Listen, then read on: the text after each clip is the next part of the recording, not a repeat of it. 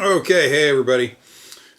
Welcome to another episode of Gish Gallop Girl, the show where I, a person that pays out of pocket for this very thing in your ears, a person that willingly subjects himself to the outrageous slings of not only listening to the work of Candace Owens, but also throws himself into the fire to occasionally provoke her fan base on Twitter and other social media.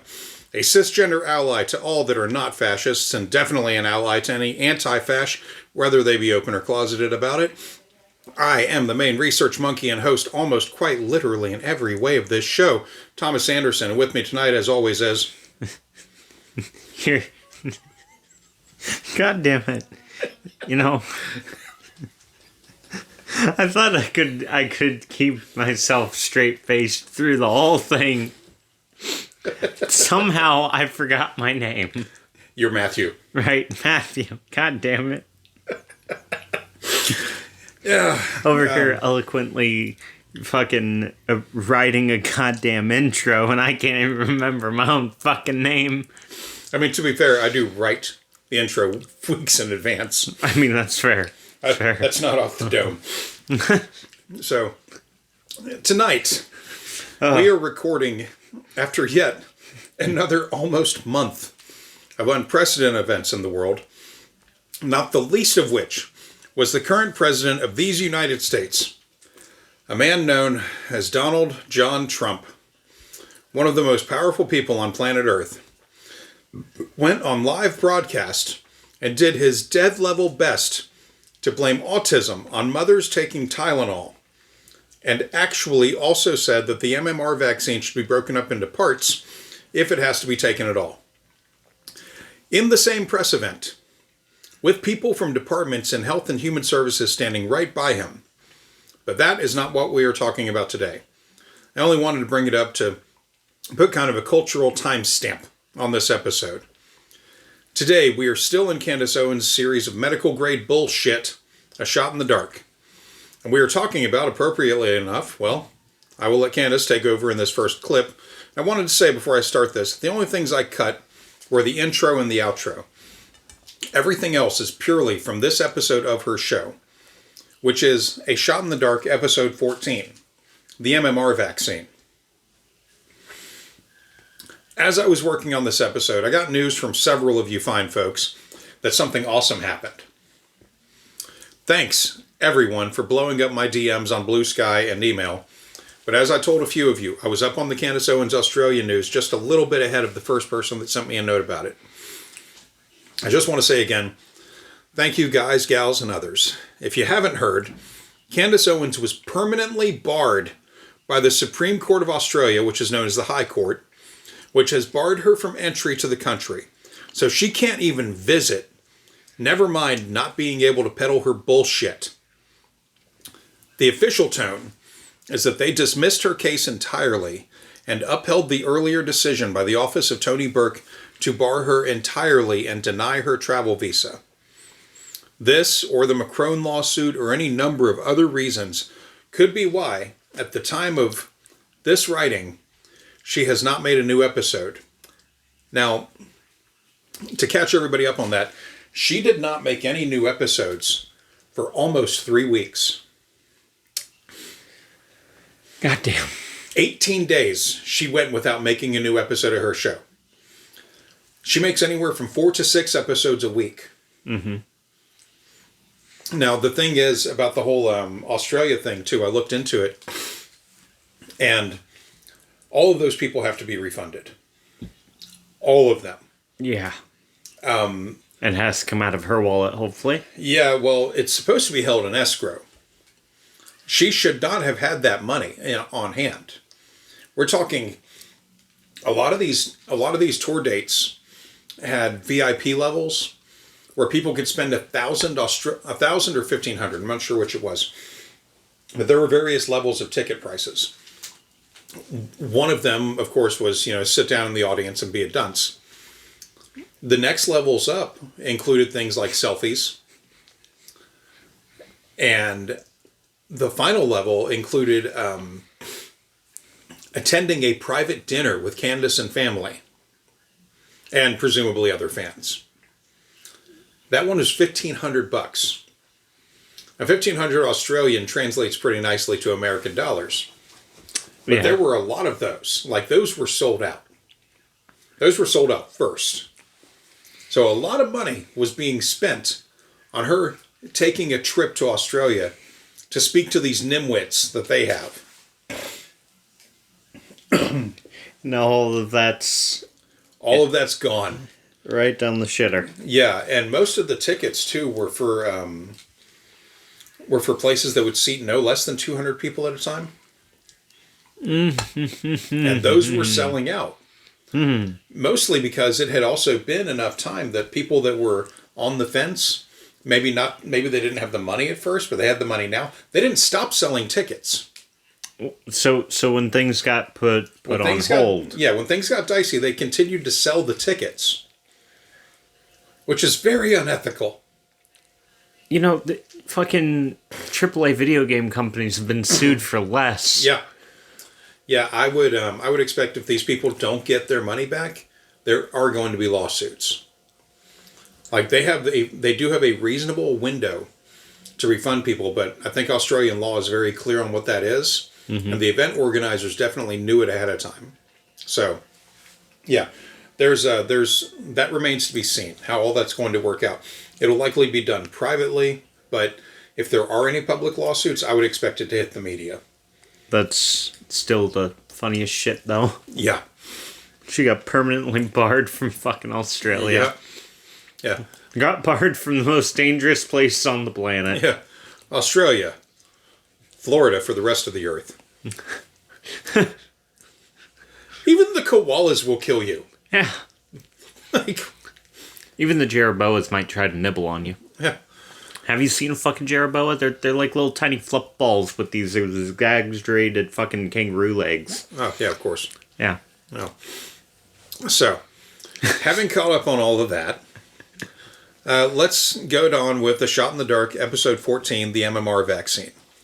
Let me just make sure I've got my volume right on this. Oh, I do not. Let's fix that. All right, live time, real radio. Woo! Here we go. All right, guys, welcome to another episode of A Shot in the Dark, and today we are going to be extremely controversial because we are going to be talking about the MMR vaccine, which I would say, without a doubt, we all know is the most controversial vaccine on the market. Why? Well, because this is the one that so many moms claim is the one that gave their children autism. Now, I should say right at the top of the show, obviously, according to Big Pharma, according to everywhere that you look on the internet, there is no causal link between MMR and autism. There's just no causal link, and that is what they are. That is their story. They're sticking on it, and sticking to it, pardon. And one of the things that I can say is that when my sisters, who I keep bringing up to you, were committed to getting vaccines and getting onto the schedule, this is the one that I begged them not to get. I said, if you're going to do any vaccines, and this is anecdotally, please just don't do this one. Yeah, no love for her family. So, right off the top, this is about the MMR vaccine, which, of course, anyone that read the title of this one knows by now. I want to add at this point that due to things she says in here about the MMR vaccine, I half expect this particular episode of our show to be taken down by YouTube like one of the other episodes was. And while I hope that isn't the case, these episodes are always up on the various podcast providers such as Spotify, Apple Podcasts, and everything else. If you get a podcast feed from anywhere, you can get this fucking show. So, next up, Candace is going to talk about mothers that insist their kids got autism from the MMR vaccine. I'm going to let it play through because I believe it is important to hear how she presents this misinformation for her audience of pay pigs. She doesn't do the Gish Gallop technique much in this clip because she is trying to appeal to emotion. It is still total bullshit, but it is worth hearing for examination. Reason why I was saying that was because there were just a couple of things that piqued my interest about this. First and foremost was just the viciousness in which mothers who had no incentive to make a claim that their child was perfectly fine, and then they went in and got this MMR vaccine. What is the upside to being a mother that says this vaccine gave my child autism? Like, what is the upside? I know a few episodes ago we showed you the clip of Jenny McCarthy, who was one of these mothers who came out and was very convinced that her child had gotten autism from the vaccine, and all she got for that was grief. This is a person that had a tremendous career. There have been so many people who are like this, and so when people think that mothers are lying, the question that I always ask them is, what is the upside of lying? When if you say the exact opposite, if you say that big pharma saved my life, if you say that vaccines are amazing, you will be adored. It is easier to go with the mainstream media narrative than it is to go against it. And one of the things that I thought was quite remarkable was that when I would see these sorts of gatherings that were being pulled together by mothers, and they would hold pictures of their children, and they would say that my child was injured from the MMR vaccine. My child was happy. Some would say that my child died from this vaccine. One of the things that really struck me was the differences in these mothers' backgrounds, the socioeconomic differences. These were mothers that were coming from all different races, all different backgrounds. What brings a mother together from the projects with a mom that lives in Bel Air to march and to make the same claim? So to believe that these women are lying, you have to accept that some moms got bored and wanted some attention and decided that they were going to go against their doctors, their nurses, the mainstream media narrative, plus face a score of pejoratives, being called anti-vax, and being mocked and maimed and caricatured by their own communities just because. And that doesn't quite make sense to me. That is something that just didn't quite make sense to me. And I was looking at the way that some celebrities are being treated by saying that they had done research, people that were being treated that had said that their child were impacted it. And it just seemed like there was always a mob that descended at the very moment that somebody said that something happened. And again, going back to the very first episode of this series, why? If it's scientific debate allows for people to say things, it is entirely plausible that you and I could go out right now and we could both get an injection of something. You could have no reaction. I could have the worst reaction in the world, because human beings are not one size fit all. That makes perfect sense. We could each eat a peanut. I would be totally fine. You might be someone that breaks out into an anaphylactic reaction. So. Okay, so that was an easy ride, huh? Yeah. Okay. So since she didn't cite any actual celebrity names except Jenny McCarthy, and she didn't cite any of the actual gatherings of parents that went to these rallies, I had to do a lot of work looking for examples. Now, before I continue, do you know who Jenny McCarthy is? I've heard the name. It's not ringing any bells. She was a big deal in the 90s. Okay. She's one of the rare women that was a Playboy playmate. She was in an issue of Playboy. She got Playmate of the Year, so she was in the Christmas issue. Showing her body, whatever. She was young and hot, whatever. Mm-hmm. And then she actually had enough of presence and talent to have her own sitcom, to do a stand-up tour at one point. Okay. She was briefly married to Jim Carrey for a while. That would be where I know the name from then, yeah. Yeah. They, she had a successful podcast for a while, too. Mm-hmm. Until she got very anti-vax. Hmm. And she was one of the people that gave Andrew Wakefield his real big, rise. Yeah. Because Jenny McCarthy claims that she cured her son's autism. Okay. There is no way to prove that the kid ever had it. Mm-hmm. She's never provided any medical evidence either way that the kid had it and that she cured it. I mean, shit, even just saying that he had specific tics would be better than anything else. Yeah, so, excuse me. Yeah, she claims this. She's gone on record claiming this for a long time. Well, her celebrity status, has kind of ebbed and flowed since the mid-90s. Mm-hmm. But yeah, she is. She's considered about as loon shit crazy as Rob Schneider. Okay. Do you know who Rob Schneider was? Yes, I know who Rob Schneider was. He was Deuce Bigelow and shit. Yeah. Yeah. What's great though is Rob Schneider's daughter is singer Elle King. Yes, and her music has played at several of my old jobs because it managed to make enough of a hit. Yeah, I mean, a lot of her songs honestly slap. Like, oh yeah, they're pretty good. And she has nothing to do with him. Yeah, they could not be further apart. Right down to taking her mother's name. Yeah. Well, what's funny though about her is she was in Deuce Bigalow, Male Gigolo, as a child. Wasn't she the scout? She's the Girl Scout. Yeah. At the start of the movie, that's selling him cookies and and he accidentally has porn channel on and it's a whole thing. Yeah, man, it really sucks about him, but he has gone off the MAGA deep end. Yeah. So, yeah, he he's also extremely anti-vax as well, for no real reason. Yeah, like you find in the MAGA comedian set, they're almost all like the same guy these days. Mm-hmm. Like they, of course, like they trust Trump generally, goes without saying, but also like they're all anti-vax. They're all just garbage people. Yeah. Yeah. That said, when he started going off the deep end, I didn't feel bad about pirating his shit. I mean, that's fair. Yeah. Like, so, yeah. So, anyway, back to the scripted material that I bothered to write out. I didn't find anything that I felt merited mention on this show of the rallies because a lot of it was basically what Candace said, which was parents blaming vaccines in public speeches at rallies and with bullhorns and marches for their child's supposed autism. Mm-hmm.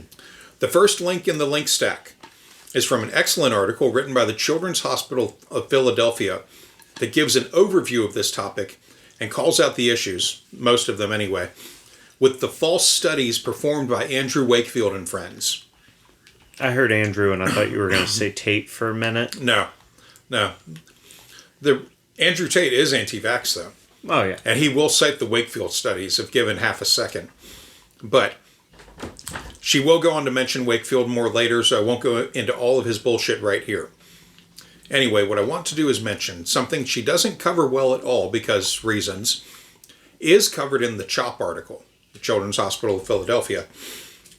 And that is that autism symptoms have only really been linked to the MMR vaccine by concerned parents because autism symptoms tend to show up at the same age that the MMR vaccine is typically taken.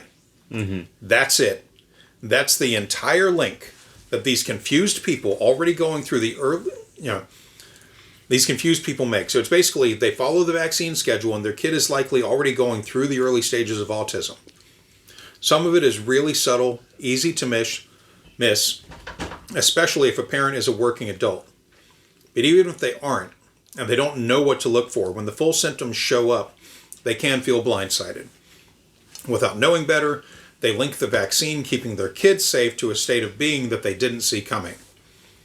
There is no causal link between vaccines and autism.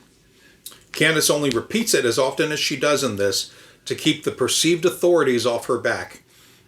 But considering that this show was only available at the time it aired on a paid platform, I have to think that she was just trying to give a wink wink nudge nudge to her pay pigs or setting it up for future distribution or both. Regardless, she has more to say, of course, on where we left off, talking about how people are different. So mass medicines are bullshit in her opinion. That said, we learn a possible new thing about Candace in this next clip. Why we accept that reality on that level. We accept that people have different different allergies and different responses to even environmental factors. I am deathly allergic to mold. I could walk into a room. I'm also deathly allergic to rabbits. You could put a rabbit in a basement, a bunny in a basement, and I could walk into the house and let you know that it's in there because I will go into a full-blown asthma attack. How bizarre to just be like, well, Candace is lying because I'm next to the bunny, nothing is happening. That is how we are treated when it comes to vaccines. Like, it's just one size fits all. And the song How Bizarre is now playing in my head. It's a good song. Yeah. Also from the mid-90s. So, before we go on further, I looked into whether or not this could be a thing. It is absolutely plausible. Mm-hmm. I did some digging to see if there were any verifiable photos of her with rabbits, like, out in the world. Yeah. And I could find none. So she also hasn't discussed this before or since in my study of her work. So I am inclined to believe it for now. That all said, what she said about being so allergic to rabbits that entering a home where one is in the basement or another room, I looked into whether or not that could trigger an attack. And it is absolutely possible that it could happen. Yeah. Rabbit dander is very fine as a particulate, and it can wind up in HVAC systems easily and trigger an attack. So I just wanted to acknowledge that this is absolutely a thing. Candace, to my knowledge, has not acted in ways against this allergy, and I think this kind of allergy really sucks to have. Yeah. I have no fondness for rabbits, but I do like eating them and raising them for food, and I would hate to have an allergy this bad to them.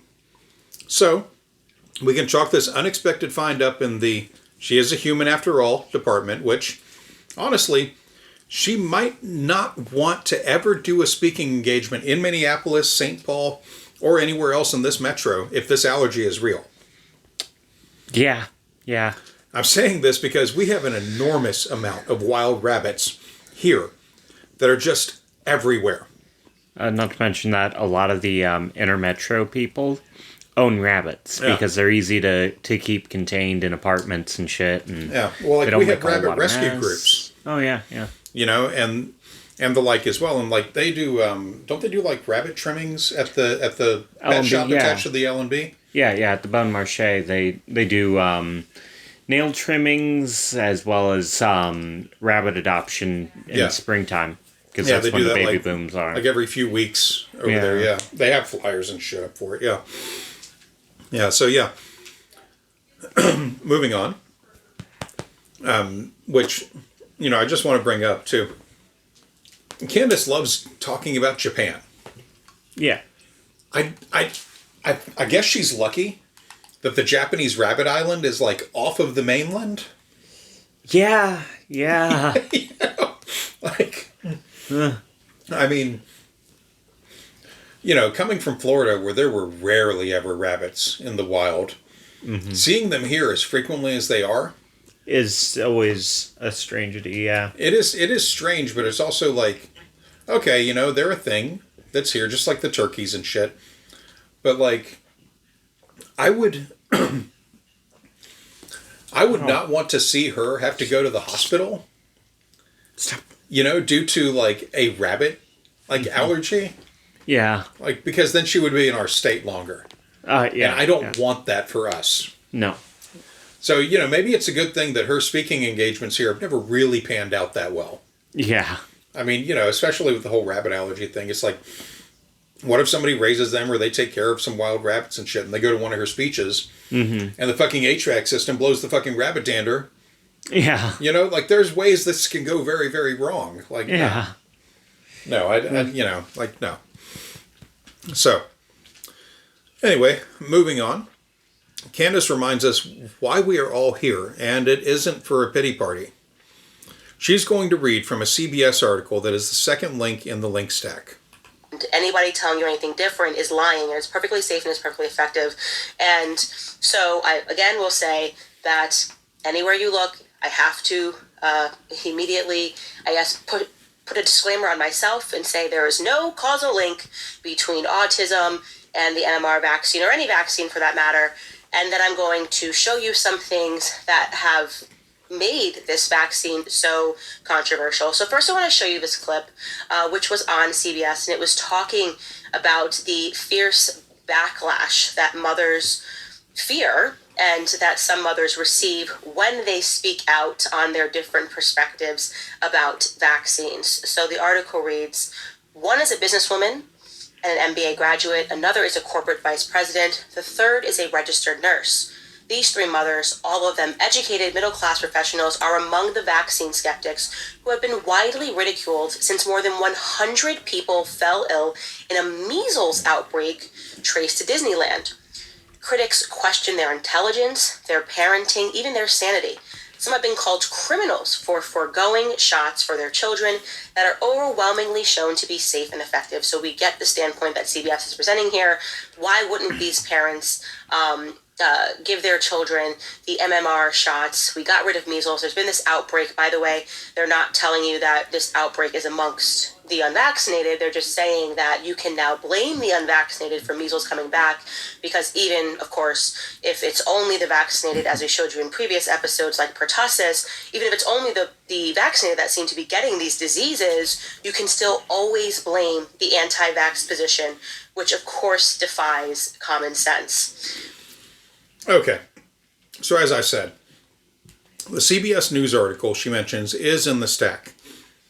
Also included is the rabbit hole I followed on this topic. Candace is so very wrong, of course, about the basics here, and we will get into them now. So before we start, I want to point out that all of these articles are from 2015. This particular episode is from 2024.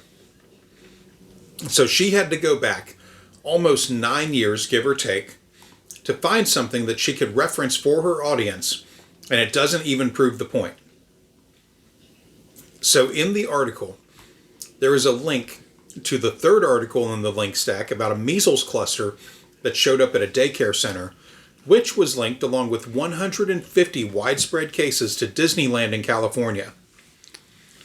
I think I know why she doesn't like doing research. Yeah. Because she'd have to go down rabbit holes. Right. Rabbits are the new official animal of this podcast. Yeah. Yeah. Yep. Knowledge Fight has purple penguins. We're embracing the rabbit. I just decided that. That's not in the script. At any rate, that one got a lot of press, but it wasn't the largest one on record at the time. That one actually occurred in 2014. The largest one on record occurred in 2014, at the time, in Ohio's Amish Country, where 383 people caught measles. In that case, as in almost every case, but in that case specifically, Amish missionaries, which I did not know until doing this research, Amish missionaries are a thing. They went to the Philippines and brought back measles and infected their town. In the case of Disneyland, a single unvaccinated carrier brought it to Disneyland and over 150 persons got affected. Because Disneyland is such a hot spot for people from all over the world, the infection rate could have been and might have been much worse. It actually, later research that I did on all of this, the Disneyland vaccine was almost 700, or the Disneyland measles outbreak spread to almost 700 people. Jesus. Yeah. But in every case, the vaccinated people did not catch the virus. Mm-hmm. What happened in most of these cases is that children who were either too young to be vaccinated or had some other non-vaccinated status caught the virus. Fortunately, no known deaths occurred as a result of these mass infection events, but lifelong cases from measles infections can include hearing loss, vision impairment, brain damage from measles encephalitis, and a weakened immune system which can persist for several years or lifelong. So we don't know what could be on the table now or in the future for these folks. Candace is now going to introduce her audience to the name of disgraced former British Dr. Andrew Wakefield. Well, so let's take a look at this interview that was conducted a long time ago on 60 Minutes, in which they were talking about where these anti-vax sentiments were coming from. A name that you will hear over and over again is a man named Andrew Wakefield. Andrew Wakefield was a physician. He is a scientist, and he wrote he conducted a study and published it in Lancet, a study that was eventually revoked. He got his license revoked to practice medicine, saying that he had established a causal link between autism and the MMR vaccines. So let's jump into this CBS News clip, which also features a 60 Minutes segment. Take a listen. To understand the anti-vaccine movement, meet Nicholas Wildman, 19 years old, 6 feet tall, and still in diapers with severe autism. This is video his parents showed Ed Bradley on 60 Minutes 15 years ago. He played normally. confirmed. He just said da-da. Nicky before the vaccine for his measles, mumps, and rubella that his parents blame for his autism. I should never had him have that vaccine. Compelling video, perhaps, but one problem. Science has discredited the link first floated by a British doctor named Andrew Wakefield in the journal Lancet in 1998. There is no doubt, not that much, that there is no link between an MMR vaccination and autism. Absolutely no doubt. MMR vaccine does not cause autism. It never made biological sense that it would, and now we have all the epidemiological studies showing that it clearly didn't. Dr. Paul Offit, the director of the Vaccine Education Center at the Children's Hospital of Philadelphia, says since Wakefield's article, there have been 14 studies looking at hundreds of thousands of children on 3 continents that show no linkage. Why did Dr. Wakefield's hypothesis get any traction at all? Because we don't know what the cause or causes of autism was, and now he's got a reason, right? He's got a boogeyman. Only in the view of science now, his boogeyman has been widely discredited. It was just wrong. Okay, so she played a clip from CBS News there. That clip, by the way, was from February 10th of 2015. She had to reach back over 9 years to a CBS story that referenced a 60 Minutes episode done 24 years prior, which was released about 2 years after the study produced by Andrew Wakefield. In the 15 years since, that study had been debunked 14 times. That speaks to not only how sensational the claim itself was, but also how seriously it was taken by all involved. The medical science research method worked to debunk that bullshit.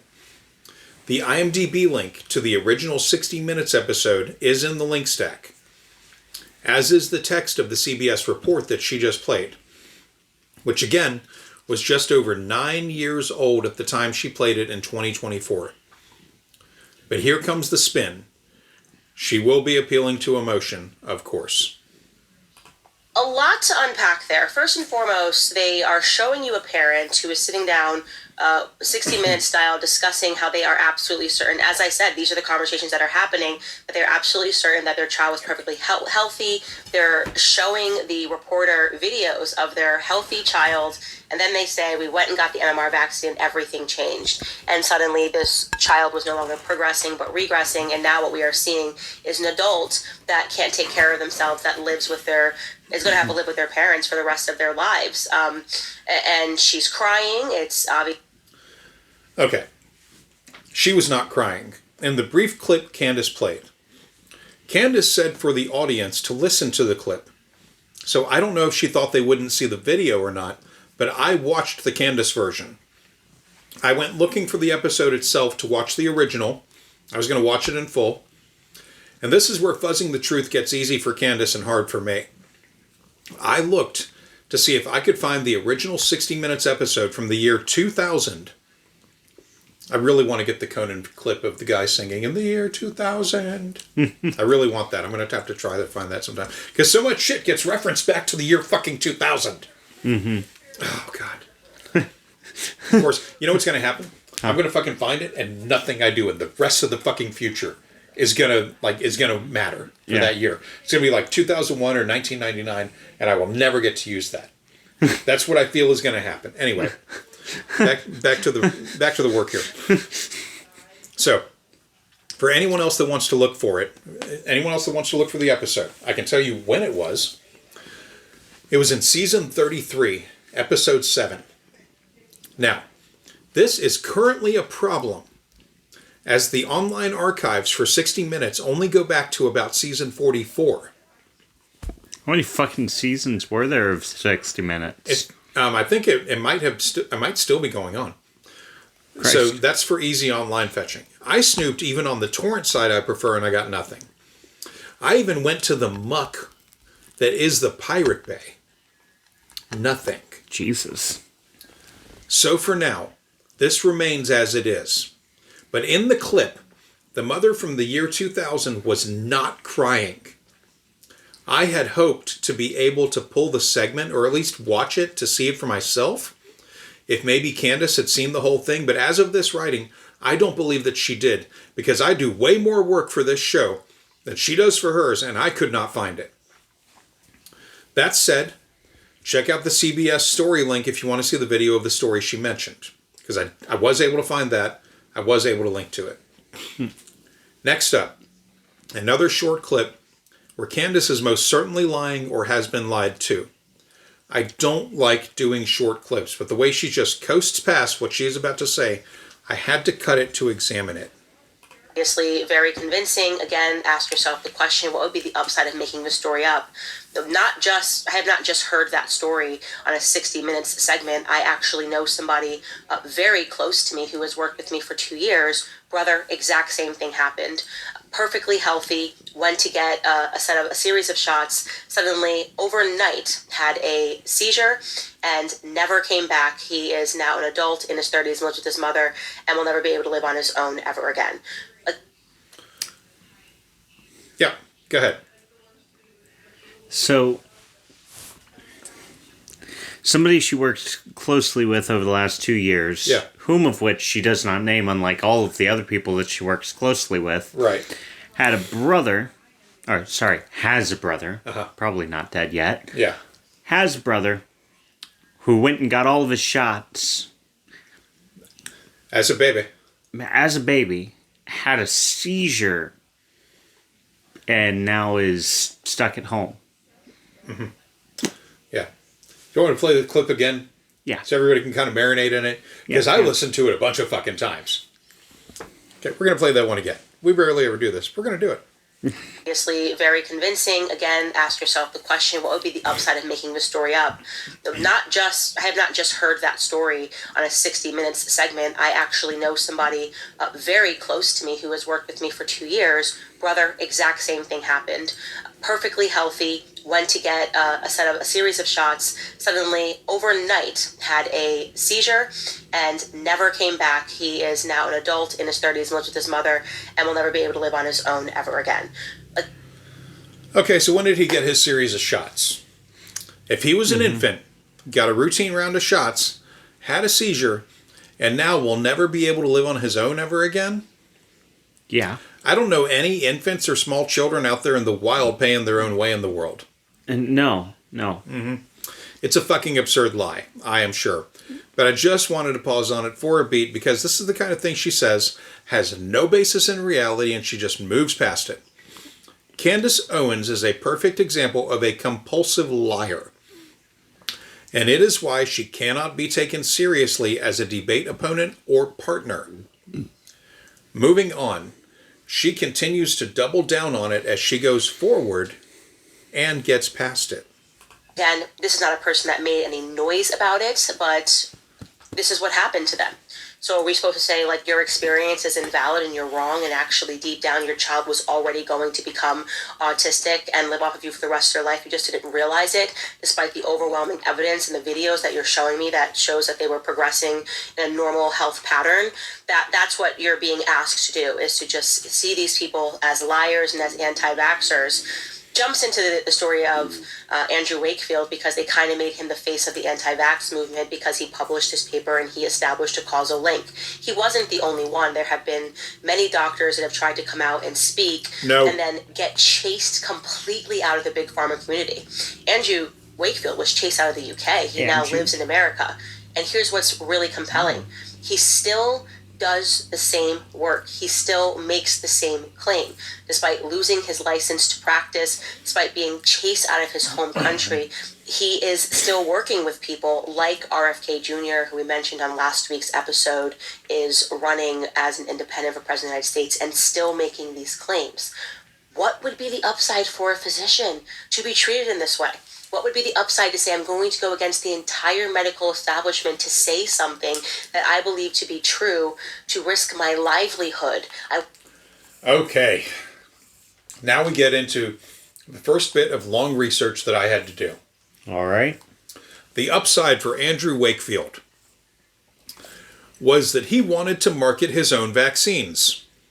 He made a claim based on 12 research subjects of study, and that was the size of his entire study. 12 people. That's not big enough for any vaccine. It is not. It's not big enough for anything. Mm-mm. He got it published and was working on putting out his own vaccines for MMR. Wakefield's story is an amazing workshop on why someone like him would do what he did, and the unfortunate impact his debunked work has had on both the feeble and desperate among us. To start with, I am providing an article in the link stack, published by the British Medical Journal from 2011.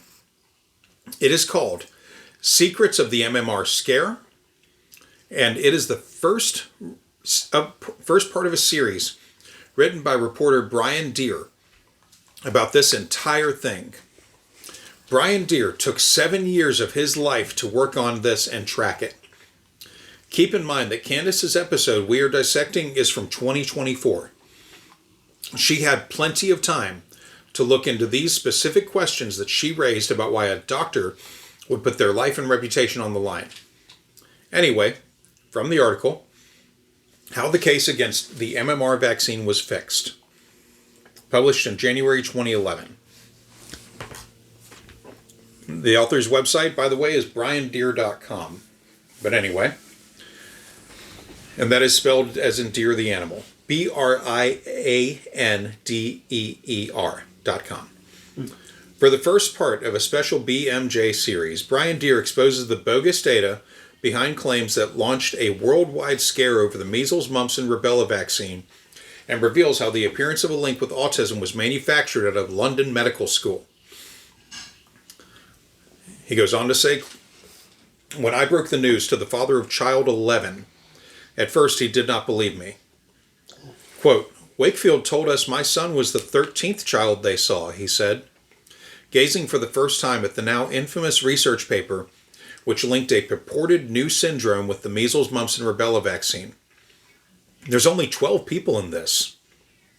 That paper was published in The Lancet on 28 February 1998. It was retracted on 2 February 2010. Authored by Andrew Wakefield, John Walker Smith, and 11 others from the Royal Free Medical School, London. It reported on 12 developmentally challenged children and triggered a decade-long public health scare.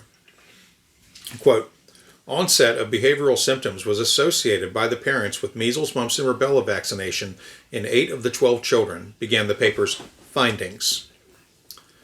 Adopting these claims as fact, its results section added, quote, in these 8 children, the average interval from exposure to first behavioral symptoms was 6.3 days, end quote.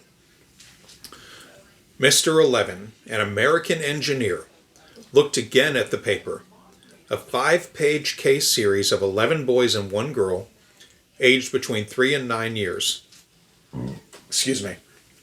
9 children, it said, had diagnoses of regressive autism, and all but 1 were reported with non-specific colitis. The new syndrome brought these together, linking brain and bowel diseases. And his son was the penultimate case. Running his finger across the paper's tables, over coffee in London, Mr. 11 seemed reassured by his anonymous son's age and other details. But then he pointed at table 2, headed neuropsychiatric diagnosis, and for a second time he objected. That's not true. Child 11 was among the 8 whose parents apparently blamed MMR. The interval between his vaccination and the first behavioral symptom was reported as 1 week. The symptom was said to have appeared at age 15 months. But his father, whom I had tracked down, said this was wrong. Quote, from the information you provided me on our son, who I was shocked to hear had been included in their published study, end quote, he wrote to me, after we met again in California, quote, the data clearly appeared to be distorted, end quote. He backed his concerns with medical records, including a royal-free discharge summary. Although the family lived 5,000 miles from the hospital, in February 1997, the boy, then aged 5, had been flown to London and admitted for Wakefield's project, the undisclosed goal of which was to help sue the vaccine's manufacturers. Unknown to Mr. 11, Wakefield was working on a lawsuit for which he sought a bowel-brain syndrome as its centerpiece, claiming an undisclosed 150 pounds or 180 pound or 180 euros or $230 an hour through a Norfolk solicitor named Richard Barr. Wakefield had been confidentially put on the payroll 2 years before the paper was published, eventually grossing him $400,030. Right, let me say that right. Reading the British number always messes me up. Okay. £435,643 plus expenses. Curiously, however, Wakefield had already identified such a syndrome before the project which would reputedly discover it. Quote, children with enteritis/disintegrative disorder, an expression he used for bowel inflammation and regressive autism, these form part of a new syndrome, end quote. He and Barr, Wakefield and Barr, explained in a confidential grant application to the UK government's Legal Aid Board before any of the children were investigated. Nonetheless, the evidence is undeniably in favor of a specific vaccine-induced pathology, end quote. The two men also aimed to show a sudden onset temporal association, strong evidence in product liability.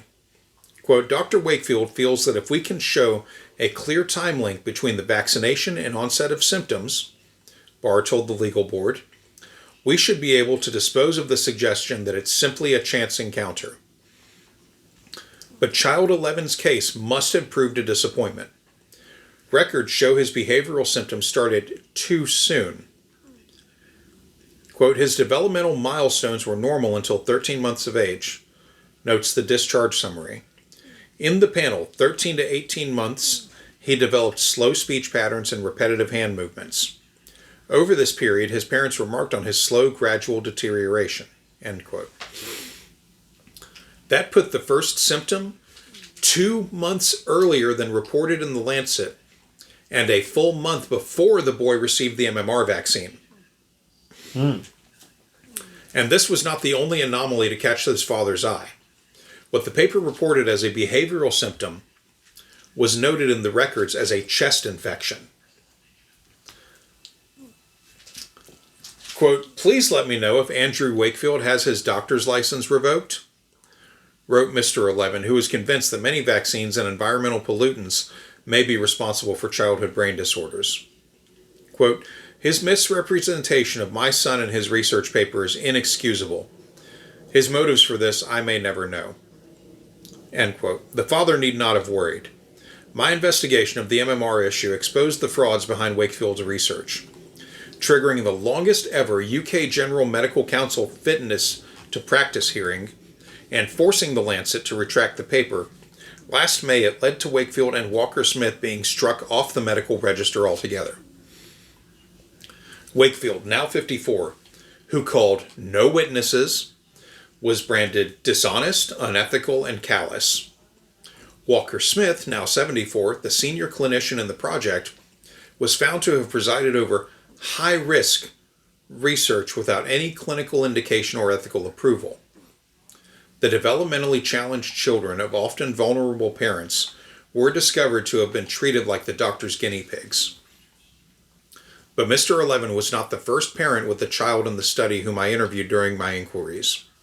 That was Mrs. 2, the first of the parents to approach Wakefield.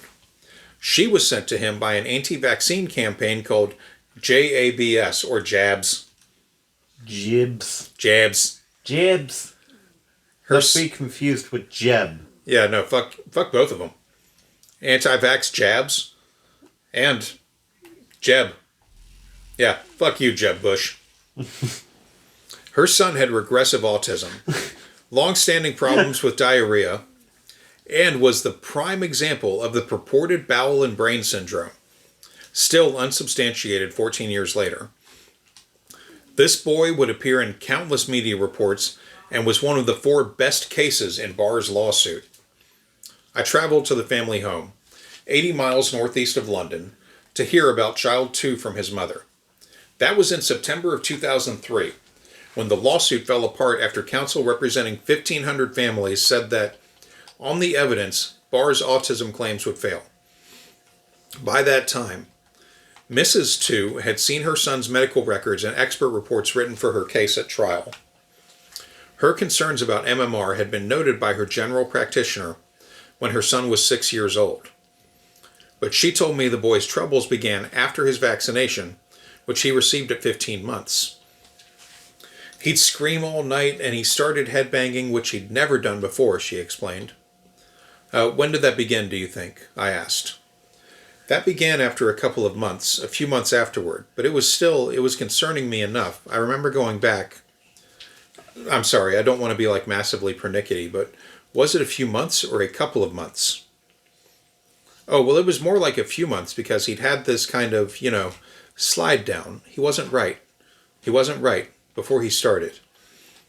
Okay, so not quicker than 2 months, but not longer than how many months? What are we talking about here? Oh, from memory, about 6 months, I think. The next day, she complained to my editors. She said my methods, quote, seemed more akin to the gutter press, end quote. But I was perplexed by her story since there was no case in the Lancet that matched her careful account. According to the paper, child number 2 had his first behavioral symptom 2 weeks, not 6 months after MMR. This was derived from a royal free history, citing headbanging and screaming as the start, taken by Mark Berelowitz, a child psychiatrist and a co-author of the paper. He saw Mrs. 2 during the boy's admission at age 8, after she had discussed her son's story with Wakefield. As I later discovered, each family in the project was involved in such discussions before they saw the hospital's clinicians, as Wakefield phoned them at home and must have at least suggestively questioned them, potentially impacting on later history taking. But I knew little of such things then and shared my confusion with Walker Smith, whom I met shortly after Mrs. 2. Quote, there is no case in the paper that is consistent with the case history Mrs. 2 has given me, I told him. There just isn't one. Quote, well, that could be true, the former professor of pediatric gastroenterology replied disarmingly. He knew the case well, having admitted the boy for the project and written reports for Barr, who paid him £23,000. God damn. Yeah. Well, quote, well, so either what she is telling me is not accurate or the paper's not accurate, end quote. Quote from Walker Smith, well, I can't really comment, he said. Quote, you really touch on an area which I don't think should be debated like this, and I think these parents are wrong to discuss such details, where you could be put in a position of having a lot of medical details and then try to match it with this because it is a confidential matter, end quote. It was not merely medically confidential, it was also legally protected, a double screen against public scrutiny. But responding to my first MMR reports in the Sunday Times in February of 2004, the GMC decided to investigate the cases and requisition the children's records. The regulator's main focus was whether the research was ethical. Mine was whether it was true. So as a 5-member disciplinary panel trawled through the records with 5 Queen's Counsel and 3 defendant doctors, I compared them with what was published in the journal. The paper gave the impression that the authors had been scrupulous in documenting the patient's cases. Quote, children underwent gastroenterological, neurological, and developmental assessment and review of developmental records, it explained, specifying that Diagnostic and Statistical Manual of Mental Disorders 4, DSM-4, criteria were used for neuropsychiatric diagnoses. Quote, developmental histories included a review of prospective developmental records from parents, health visitors, and general practitioners, end quote. But when the details were dissected before the GMC panel, multiple discrepancies emerged, A syndrome necessarily requires at least some consistency. But, as the records were laid out, Wakefield's case crumbled. The first to crack was regressive autism, the bedrock of his allegations. Bear in mind that we are dealing with regressive autism in these children, not of classical autism where the child is not right from the beginning, he later explained. For example, to a United States congressional committee, but only one child, child number 2, clearly had regressive autism. 3 of the 9 so described clearly did not. None of these 3 even had autism diagnoses, either at admission or on discharge from Royal Free Hospital. Damn. The paper did not reveal that 2 of this trio were brothers, living 60 miles south of the hospital. Both of them had histories of fits and bowel problems recorded before their MMR vaccinations. The elder child, 6, aged 4 years at admission, had Asperger's syndrome, which is distinct from autism under DSM-4, is not regressive, and was confirmed on discharge. His brother, child number 7, was admitted at nearly 3 years of age without a diagnosis, and a post-discharge letter from senior pediatric registrar and Lancet co-author David Casson summarized, quote, "He is not thought to have features of autism." Mm-hmm. End quote from the paper. The third in the trio, child 12, was enrolled on the advice of the brother's mother, reported in media to be a JABS activist, and who had herself, quote, only relatively recently, end quote, blamed the vaccine. Child 12 was aged 6 at admission and had previously been assessed for possible Asperger's syndrome at Guy's Hospital, London, by a renowned developmental pediatrician. She diagnosed, quote, an impairment in respective language, end quote, an opinion left undisturbed by Borelowitz. Mrs. 12 was a GMC witness at its mammoth hearing, which between July 2007 and May 2010 ran for 217 days. Christ. She explained that the brother's mother had made her suspicious of MMR and had given her Barr's and Wakefield's names. Mrs. 12 then approached them and filed a statement for legal aid before her son was referred. Quote, "It was like a jigsaw puzzle. It suddenly seemed to fit into place," end quote, she told the panel, describing how she concluded, 4 years after the boy was vaccinated, that MMR was to blame for his problems. Quote, "I had this perfectly normal child who, as I could see for no apparent reason, started to not be normal," end quote.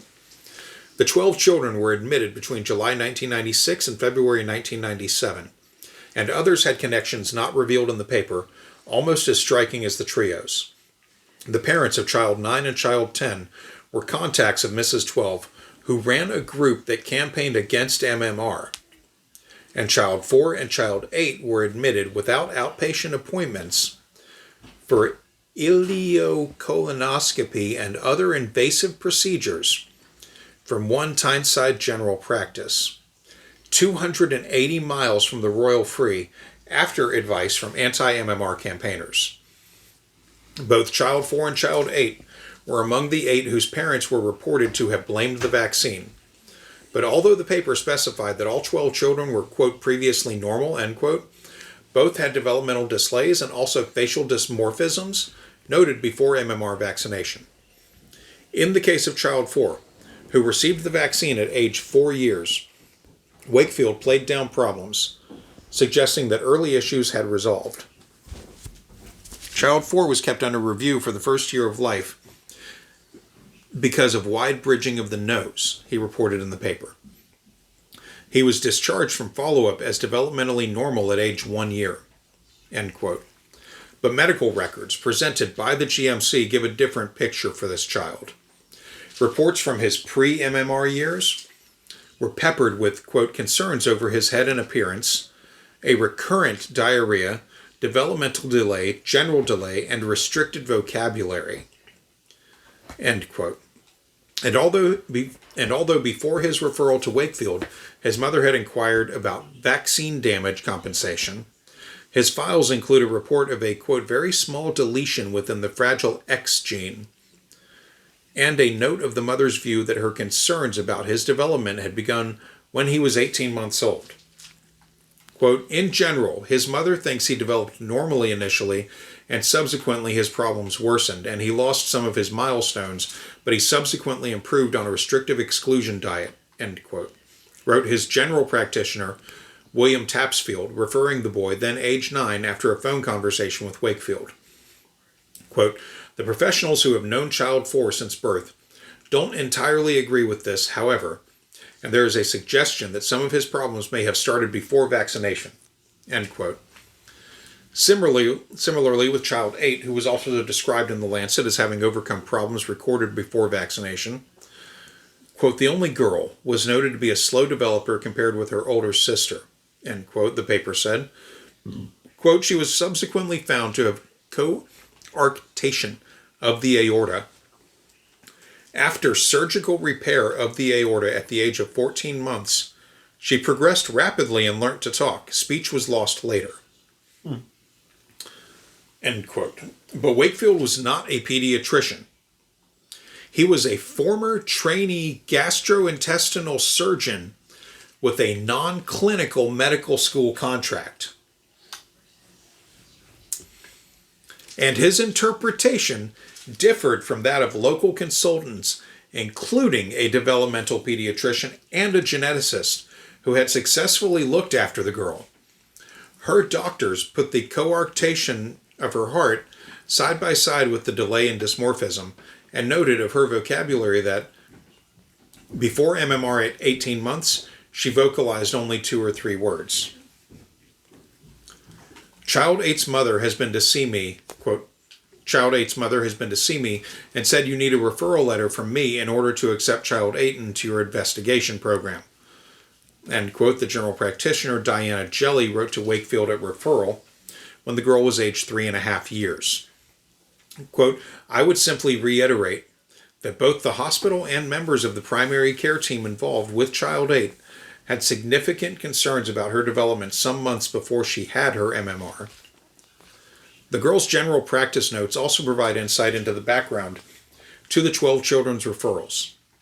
After persons unknown told Mrs. 8 that her daughter may have inflammatory bowel disease, Dr. Jelly wrote, Mum taking her to Dr. Wakefield, Royal Free Hospital for CT scans/gut biopsies, Crohn's, will need referral letter.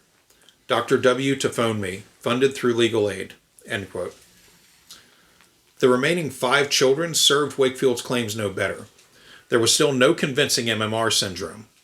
Child 1, aged 3 years when he was referred to London, lived 100 miles from the Royal Free and had an older brother who was diagnosed as autistic. Child 1's recorded story began when he was aged 19 months with a new patient note by general practitioner Andrea Barrow.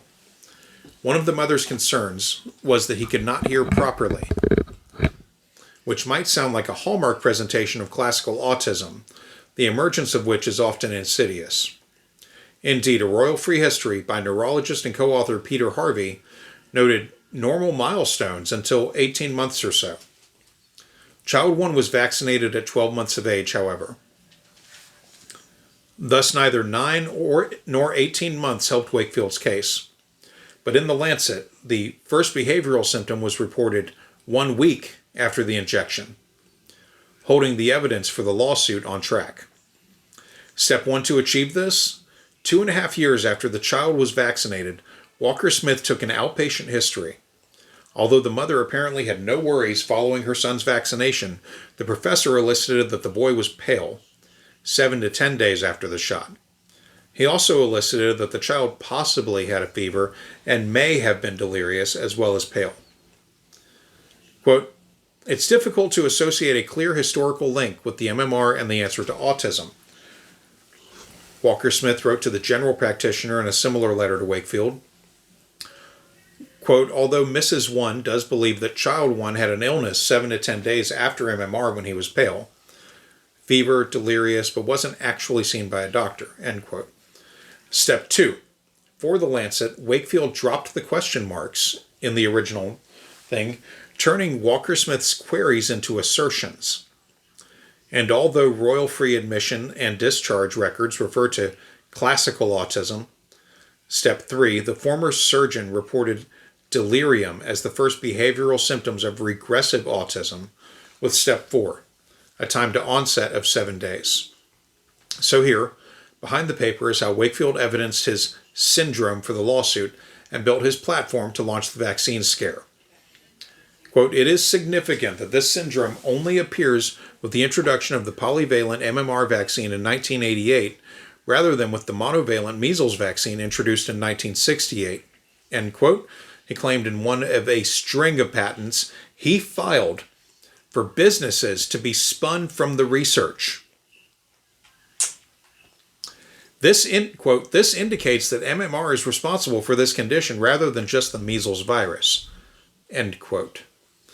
3 of the 4 remaining children were seen in outpatients on the same day in November 1996. None of their families were reported in the paper as blaming the vaccine. Child 5 from Berkshire, aged 7 at admission, had received MMR at 16 months. The paper reported concerns at 18 months, but the medical records noted fits and parental worries at 11 months. Child 9, aged 6 from Jersey, also had MMR at 16 months. His mother dated problems from 18 to 20 months. Child 10, aged 4 from South Wales, contracted a viral infection, which was suspected by parents and doctors to have caused his disorder 4 months after his vaccination.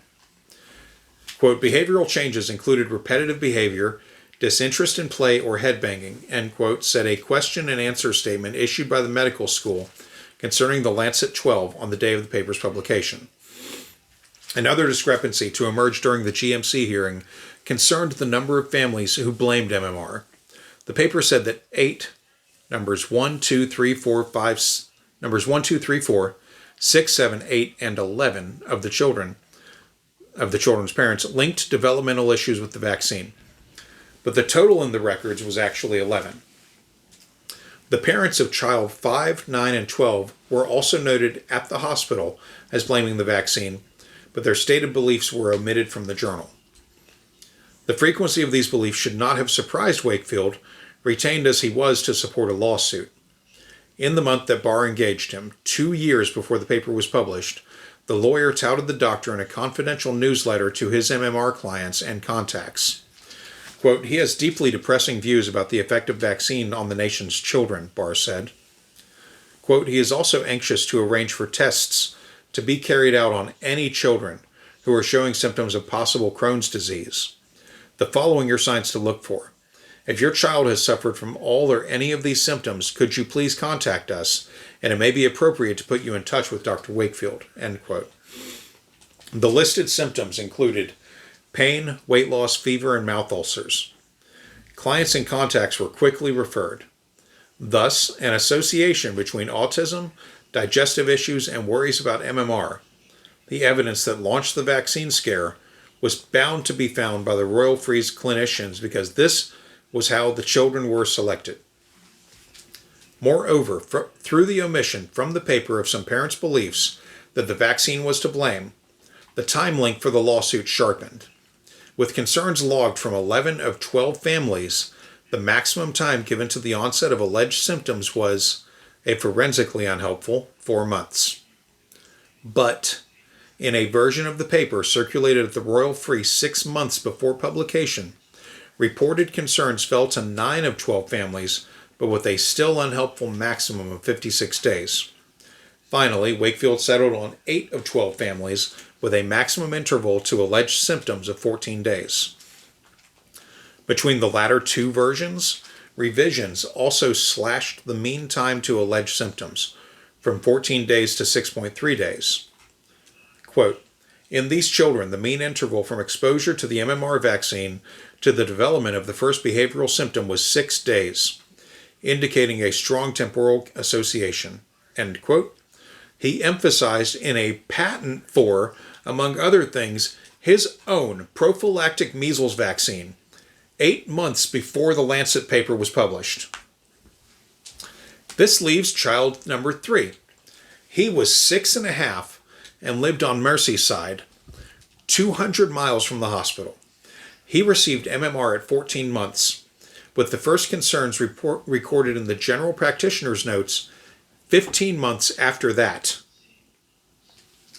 His mother, who 4 years later contacted Wakefield on the advice of JABS, told me that her son had become aggressive towards a brother, and records say that his vocabulary had not developed. Quote, "We both felt that the MMR needle had made child 3 go the way he is today," end quote. The parents wrote to a local pediatric neurologist, Louis Rosenblum, 18 months after their son's referral to London. They told him they wanted justice from the vaccine manufacturer and that they had been turned down for legal aid. Quote, "Although it is said that the MMR has never been proven to make children be autistic, we believe that the injection has made child 3 to be mentally delayed, which in turn may have triggered off the autism. I visited his family twice. Their affected son was now a teenager and a challenge both to himself and to others. His mother said his diagnosis was originally, quote, severe learning difficulties with autistic tendencies, end quote, but that she had fought to get it changed to autism. As for a connection with MMR, there was only suspicion. I do not think the family was sure one way or the other. When I asked why they took him to the Royal Free, his father replied, quote, we were just vulnerable. We were looking for answers, end quote. What was unquestionably true was that child 3 had serious bowel trouble, intractable, lifelong constipation. This was the most consistent feature among the 12 children's symptoms and signs, but being the opposite of an expected finding in inflammatory bowel disease, it was nowhere mentioned in the paper. This young man's was so severe that he was dosed at his special school, his mother said, with up to 5 packets of laxative a day. Christ. Quote, you always knew when his stomach was hard, she told me, in terms echoed over the years by many parents involved with Wakefield. Quote, he would start headbutting, kicking, breaking anything in the house. Then he would go to the toilet and release it. End quote. For the Royal Free Team, however, when reporting on these patients, such motility issues were sidelined in the hunt for Wakefield syndromes. In almost all the children, they noted commonly swollen glands in the terminal ileum and what was reported as, quote, nonspecific colitis, end quote. In fact, as I revealed in the British Medical Journal last April, the hospital's pathology service found the children's colons to be largely normal, but a medical school review changed the results. In this evolution of the gut pathology noted in the records to what was published in the paper, Child 3's case is a prime example. After ileocolonoscopy, which GMC prosecution and defense experts agreed was not clinically indicated, the hospital's pathologists found all colonic samples to be, quote, within normal histological limits, end quote.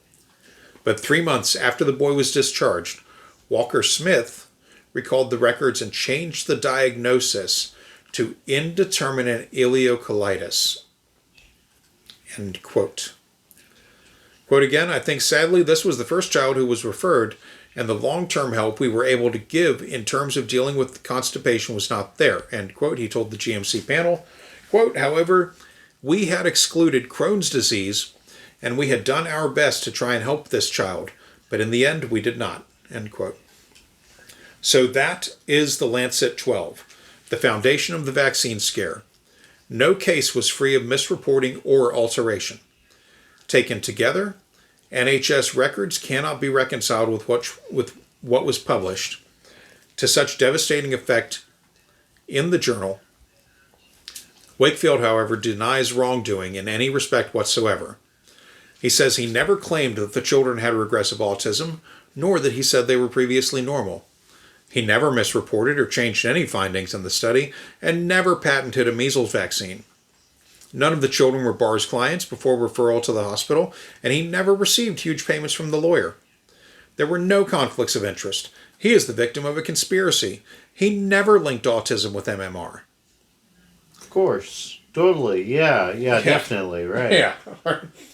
Quote, Mr. Brian Deere's implications of fraud against me are claims that a trained physician and researcher of good standing had suddenly decided he was going to fake data for his own enrichment, he said in a now abandoned complaint against me to the UK Press Complaints Commission. Quote, the other authors generated and prepared all the data that was reported in The Lancet. I merely put their completed data in tables and narrative form for the purpose of submission for publication. End quote. But, despite signing up to claim credit for a paper in The Lancet, his co-authors, Walker Smith and Murch, did not even know which case was which. Walker Smith said he had trusted Wakefield.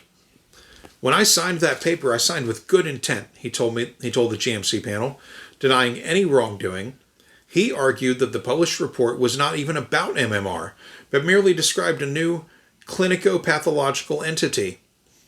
He said that the admissions to the Royal Free were entirely related to gastroenterological illness, and how the children were sourced was irrelevant and immaterial. His lawyers said that he was appealing against the panel's decision, and on these grounds, they had advised him not to respond to my questions. The journal, The Lancet, meanwhile took 12 years to retract the paper, by which time its mischief had been exported. As parents' confidence slowly returned in Britain, the scare took off around the world, unleashing fear, guilt, and infectious diseases, and fueling suspicion of vaccines in general. In addition to measles outbreaks, other infections are resurgent, with Mr. Eleven's home state of California last summer seeing 10 babies dead from whooping cough, in the worst outbreak since 1958.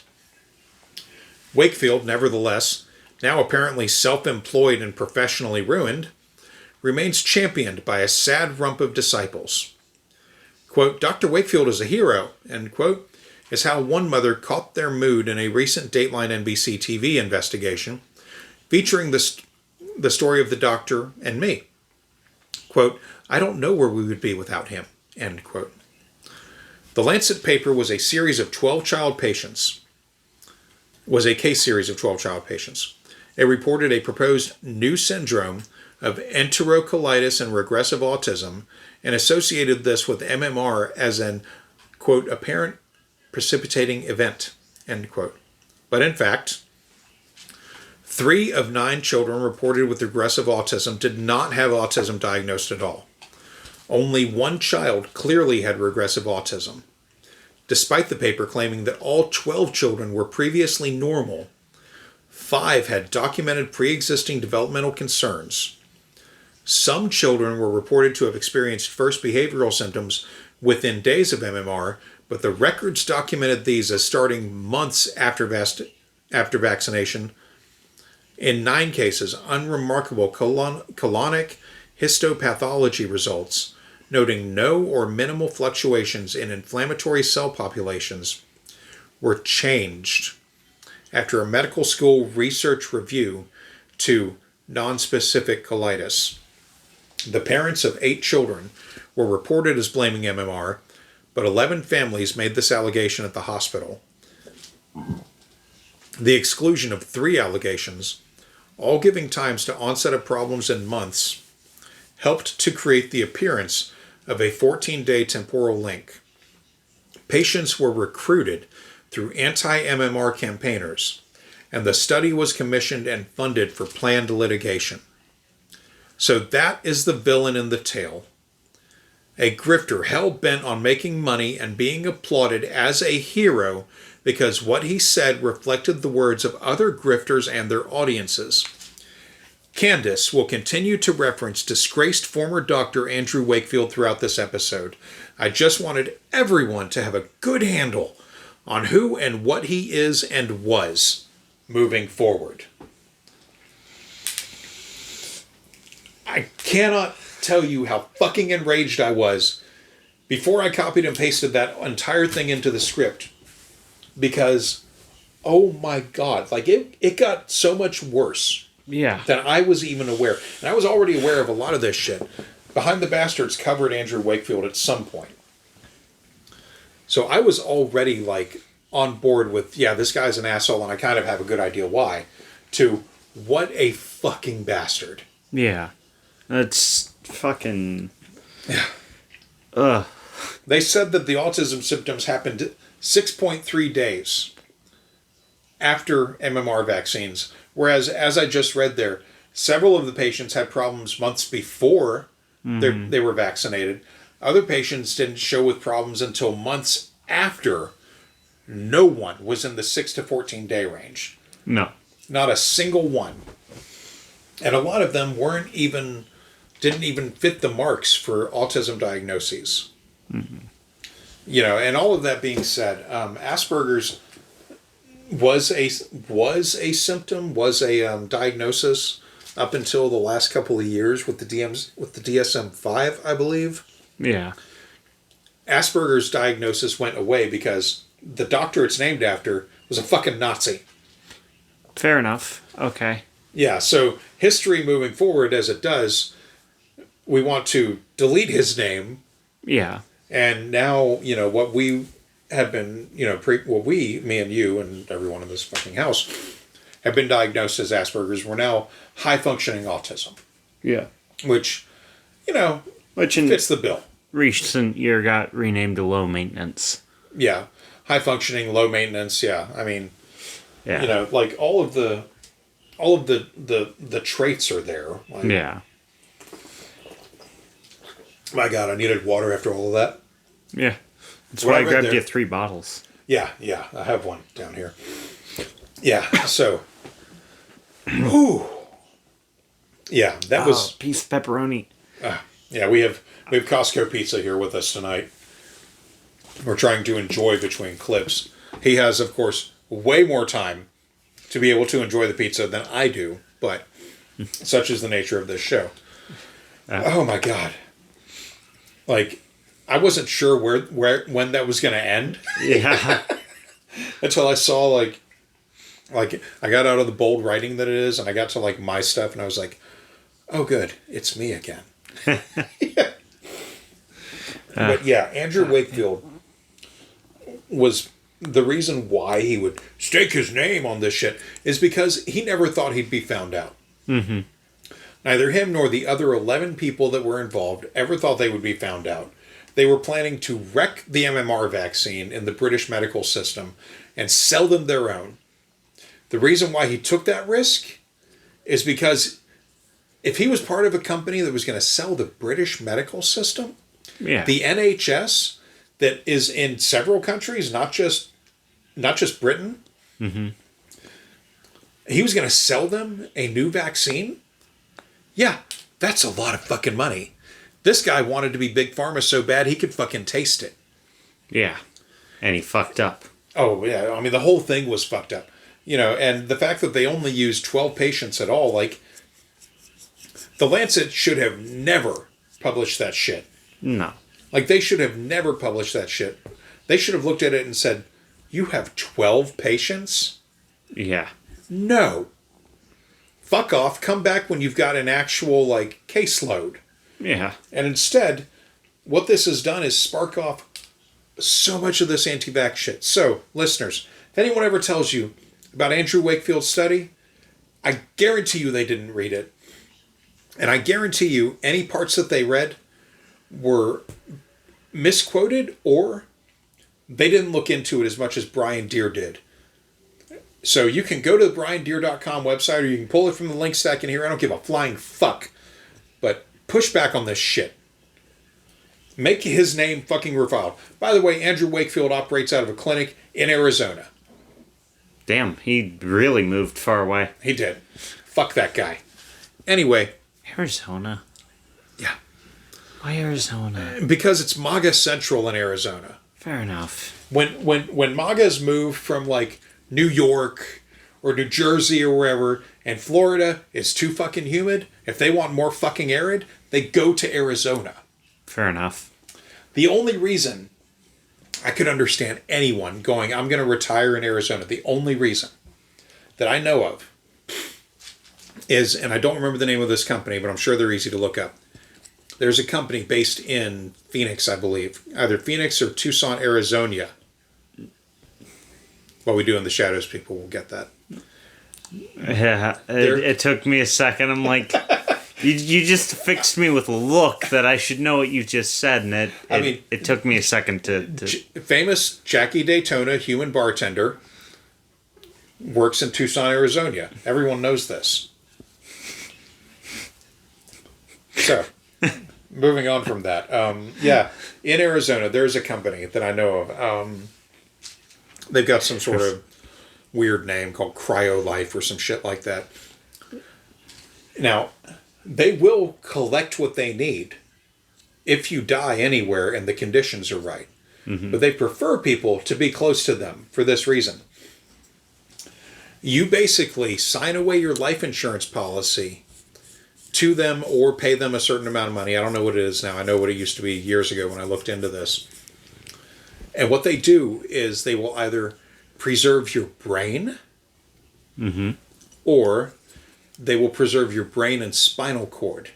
Okay. Now, the fees are different, but they're actually really low. I want to say the whole brain preservation is $10,000. Mm-hmm.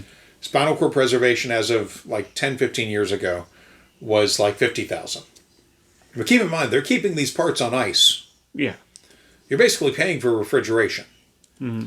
Now, the thing is, they offer this as a service, of course, to put into a body down the line when medical science has figured that shit out. Okay. So they're running on hope fumes. They're running on a lot of hopium. Mm-hmm. You know? Hopium. Yeah, I can't take credit for that word, but I love it. So they're running on a lot of hopium, you know, that medical science, especially, you know, if you have a brain or in my case, you know, a spinal problem, the medical science will be able to fix you up with like a robot body or a flesh bag, you know, down the line. Preferably not a bag of flesh, scientists. An actual, like... I mean, I don't know. You're telling me you wouldn't want to be an ooze? I mean, okay, if you put it as an ooze, then maybe, but not like a sack, you know. Oh, come on. It'd be great to see, like, you know, a sack of flesh just like bouncing down the desert. It's come out of the CryoLife facility and it's seeing life in the year 2035 for the first time. You know, just the hairier the better. So it's just ball sacks dancing across, you know, the great desert plains. Like, you know, just a herd of them. Just so many. So many of the people think it's an AI video, you know. They're watching in real time with their own eyes. And they're like, where's the Sora link? Because they're all wearing the fucking meta glasses. Oh, God. I don't see a great future for us, is what I'm saying here. You know, meta glasses would be great if they weren't so fucking, like, obviously meta glasses. Yeah, they are... You can't tell me that in this day and age of compact tech, they can't make me a pair of prescription glasses. Oh, no, they can. That look like the pair that I currently have. Oh, yeah, no. But Meta and Ray-Ban, they do have several different, like, frames for them. Yeah. Like, Target will sell you the frames and electronics, and then you go over to Target Optical and they hook you up the rest of the way. You know, this sounds like some Cyberpunk 2077 bullshit where I gotta go kill a motherfucker, rip out his cyber deck, and then go to a goddamn Ripper dock and have him hook me up. I mean, kinda. Yeah. But they're not installing it, but, you know, you're looking through Zuck's eyes. Zuck takes your eyes. Yeah, it's dystopian as shit. That man at least doesn't look like a lizard no more. Well, because he grew out his hair like 1990s Justin Timberlake? Yeah. No, he doesn't get a pass. No. Timberlake didn't get a pass back then. What's funny is, okay, so in the 90s, right, I had heard, like, in the 90s going into the 2000s that one of the members of NSYNC was gay, and I didn't really care. I was like, okay, well, you know, whatever. There's like 5 dudes. In any group of 5 guys, I've always known at least one of them to come out at some point if they were all tight. You know, sometimes 2 of them are a couple, it turns out, and the other 3 are like, all right, well, that makes sense. They were always hanging out together apart from the rest of us. So the 3 of us are the third wheels in their relationship. You know, that's That's kind of how I knew groups of my friends growing up. But anyway, so yeah, I always thought Justin Timberlake would be the one. I guess because he was like the youngest. Yeah. I just assumed the most boyish looking one would be, and then it turned out to be Lance Bass. I was like, huh. I didn't see that coming. But then, you see pictures of him after he's out, and it's like, oh, okay, I get it now. Why didn't I see it before? And then you go back and watch old NSYNC videos, and that bumps up their numbers on YouTube, and no one should do that. No one should do that. I do appreciate, though, that Joey Fatone really took his last name to the height that he could. I think he's got a line of products called Fat Ones. Like, huh. I mean... Yeah. If you're going to take your last name anywhere. Yeah, it's like, okay. Well, people had been ridiculing him about his last name for a long time. Yeah. So he just learned how to own it. Yeah. Own the haters. It's a good lesson. So, let's get back into this. Yep. Hold on. Okay, he has to use the restroom, so we're going to pause this real quick. Okay, so here's the next clip. Went to school to become a physician. Well, what they're positing in that segment is because he just wanted to mine the emotions of a bunch of parents that were confused about what happened. The parents can't possibly understand how their children were developing without us telling them this. And so he's stepping in and giving them an answer because they don't understand. But the parents are telling you they do understand what happened to their children.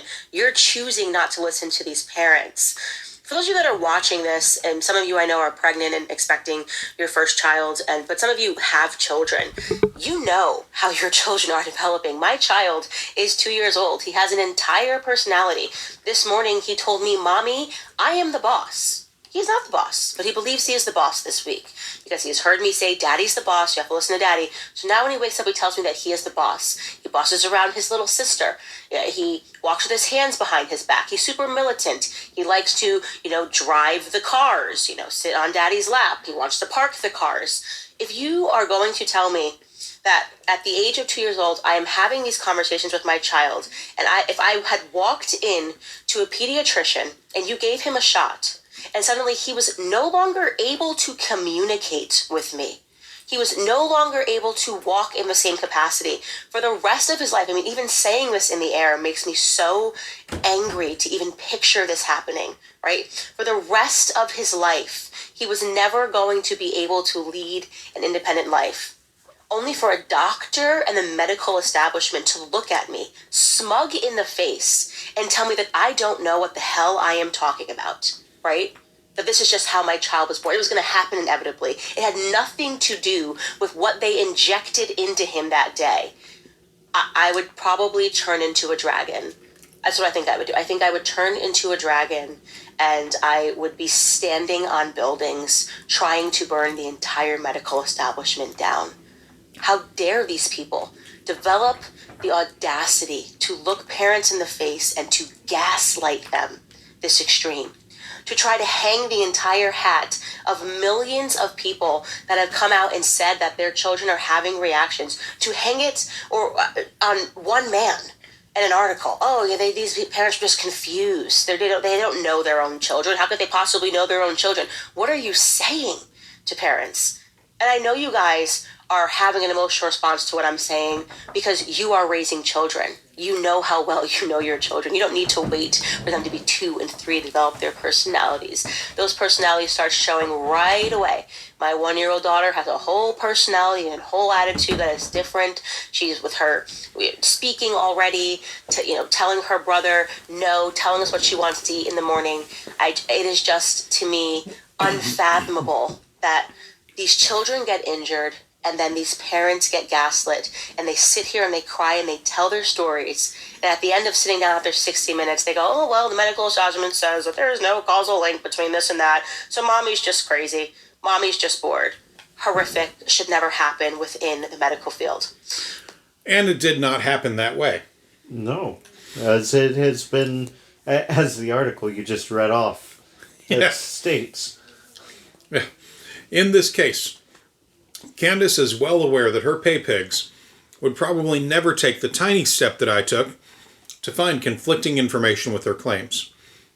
She is making these videos at this time to appeal to the emotional center of her audience and the people that they will show them to, because the fans will share these videos in person with people they know if they can't just clip it and send it to them electronically. Using the further trigger of people being dismissed by doctors when they have very real problems that should be addressed, she gets to push this massive mistruth on the audience. I am not saying that doctors or the medical field are perfect, because nothing is perfect. But a lot of people in medicine try to get it right, more than the opposite. As we go forward, Candace asks another question that has been asked on repeat and continues to be answered easily.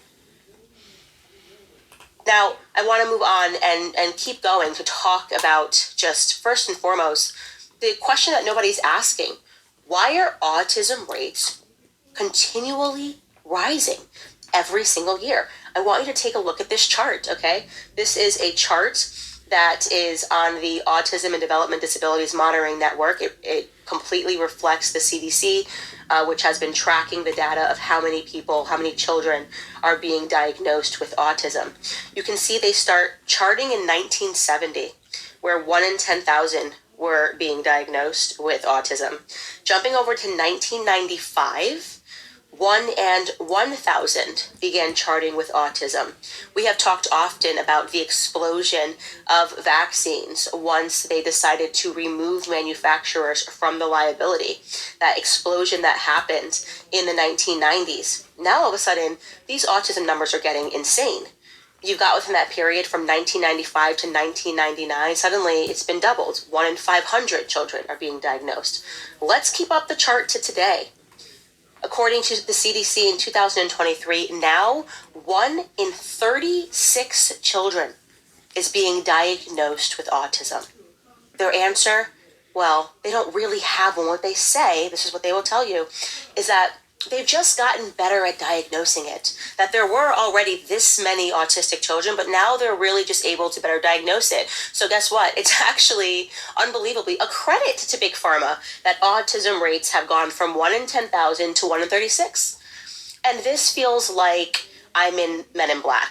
Like somebody is holding up the thing and just trying to wipe our memory and make us believe that we had this many autistic people when we were growing up in school. We didn't. And it wasn't because of diagnostic incapabilities. I think I would remember if I was in classrooms and going through high school and going through middle school with a bunch of kids who couldn't speak, with a bunch of kids who were stemming, who were licking their hands, who were doing weird behavioral things, right? I think that we would all kind of remember these sorts of things. And now everybody knows somebody who has autism. In fact, you might recall, if you follow me on Instagram, a few weeks ago, I had posted something and I had said, my sister, who I begged not to get the MMR vaccine, who I begged not to do the 1-year-old shots, and who went through with it on her first child, suddenly started noticing some very weird behavioral things, and she is convinced, and now he is getting tested for autism, and we are pretty confident that test is going to come back positive because he started stemming. He has very weird association with textures. He's very weird about eating foods, and he licks his hand profusely. And I'm sharing this because she was comfortable with me sharing this on Instagram, and this is part of the reason why she made the decision not to vax her second child, because she is realizing how little she knew about the medical establishment. And when I had said this to her initially with her first child, she thought I was being crazy for not vaxing, and now she is seeing these remarkable differences between her children, and which we're pretty convinced he's got a mild form of autism, and she is blessed in that it is a mild form, that we could probably get him into some classes and work on these things. And intervention is always better when they're young. We have talked about putting him on a heavy metal detox. I have shared. It's your one-way ticket to midnight, Candace, and we call it heavy metal. Okay, so if anyone got that reference, bravo. For the rest of you, I don't want to explain it. It does slightly. I know it was just a little minor speech thing, but when she almost said autism, I was going to belt out, if she'd stuck with autism, it's just a phase, Mom. Because all that came to mind is walking up to some of my coworkers who are very much of the alt crowd and just going,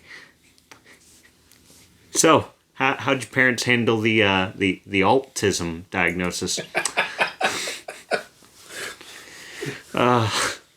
I still might. They might enjoy the joke, but still. Right. I can go for it. Anyway, I decided to cut her off there because there is a lot to go over. Not the least of which is the whole heavy metal detox thing. But from the top, as has been noted in countless articles and interviews, autism rates have not increased. And yes, we have gotten better at detecting it and getting kids and adults the attention they need to manage their place in the spectrum. For a long time, only the most extreme cases were diagnosed. And so that was the frame of reference most people had if they knew anything about autism at all. But as we have said here many times, everyone in our little family is on the spectrum. We all had to learn to live with who we are without diagnosis for most of our lives until I looked into our exact differences several years ago. I got diagnosed with Asperger's initially, and that particular diagnosis has been dropped off due to associations with Nazism, but those of us with that initial diagnosis were simply folded into the end of the spectrum. I lost my place here. There we go. As mostly manageable. Textures, lights, sounds all matter on this end of it. Of course, but we seem to deal better with it. That all said, raising the kids was easier for us than my peers who had, usually, normal, non-spectrum kids. Ours were more like mirrors of us and were just easy to raise. I never tried to overparent or anything, just handled life as it came, did my best to teach them how to deal too. I've always considered myself lucky that my life went the way it did as I was growing up, as even the hard shit was a lesson. And I did my best to keep my kids from having to learn shit the hard way. I didn't even know I was on the spectrum until they were nearly adults, but once I did and I looked more into it, everything kind of clicked. Got them tested, their mother as well, and we're all on the spectrum. We have realized over time that we tend to get along with our own better than others, and maybe that is a sort of tribalism that can't be easily explained, but I try to manage myself, as we all do, around normal people.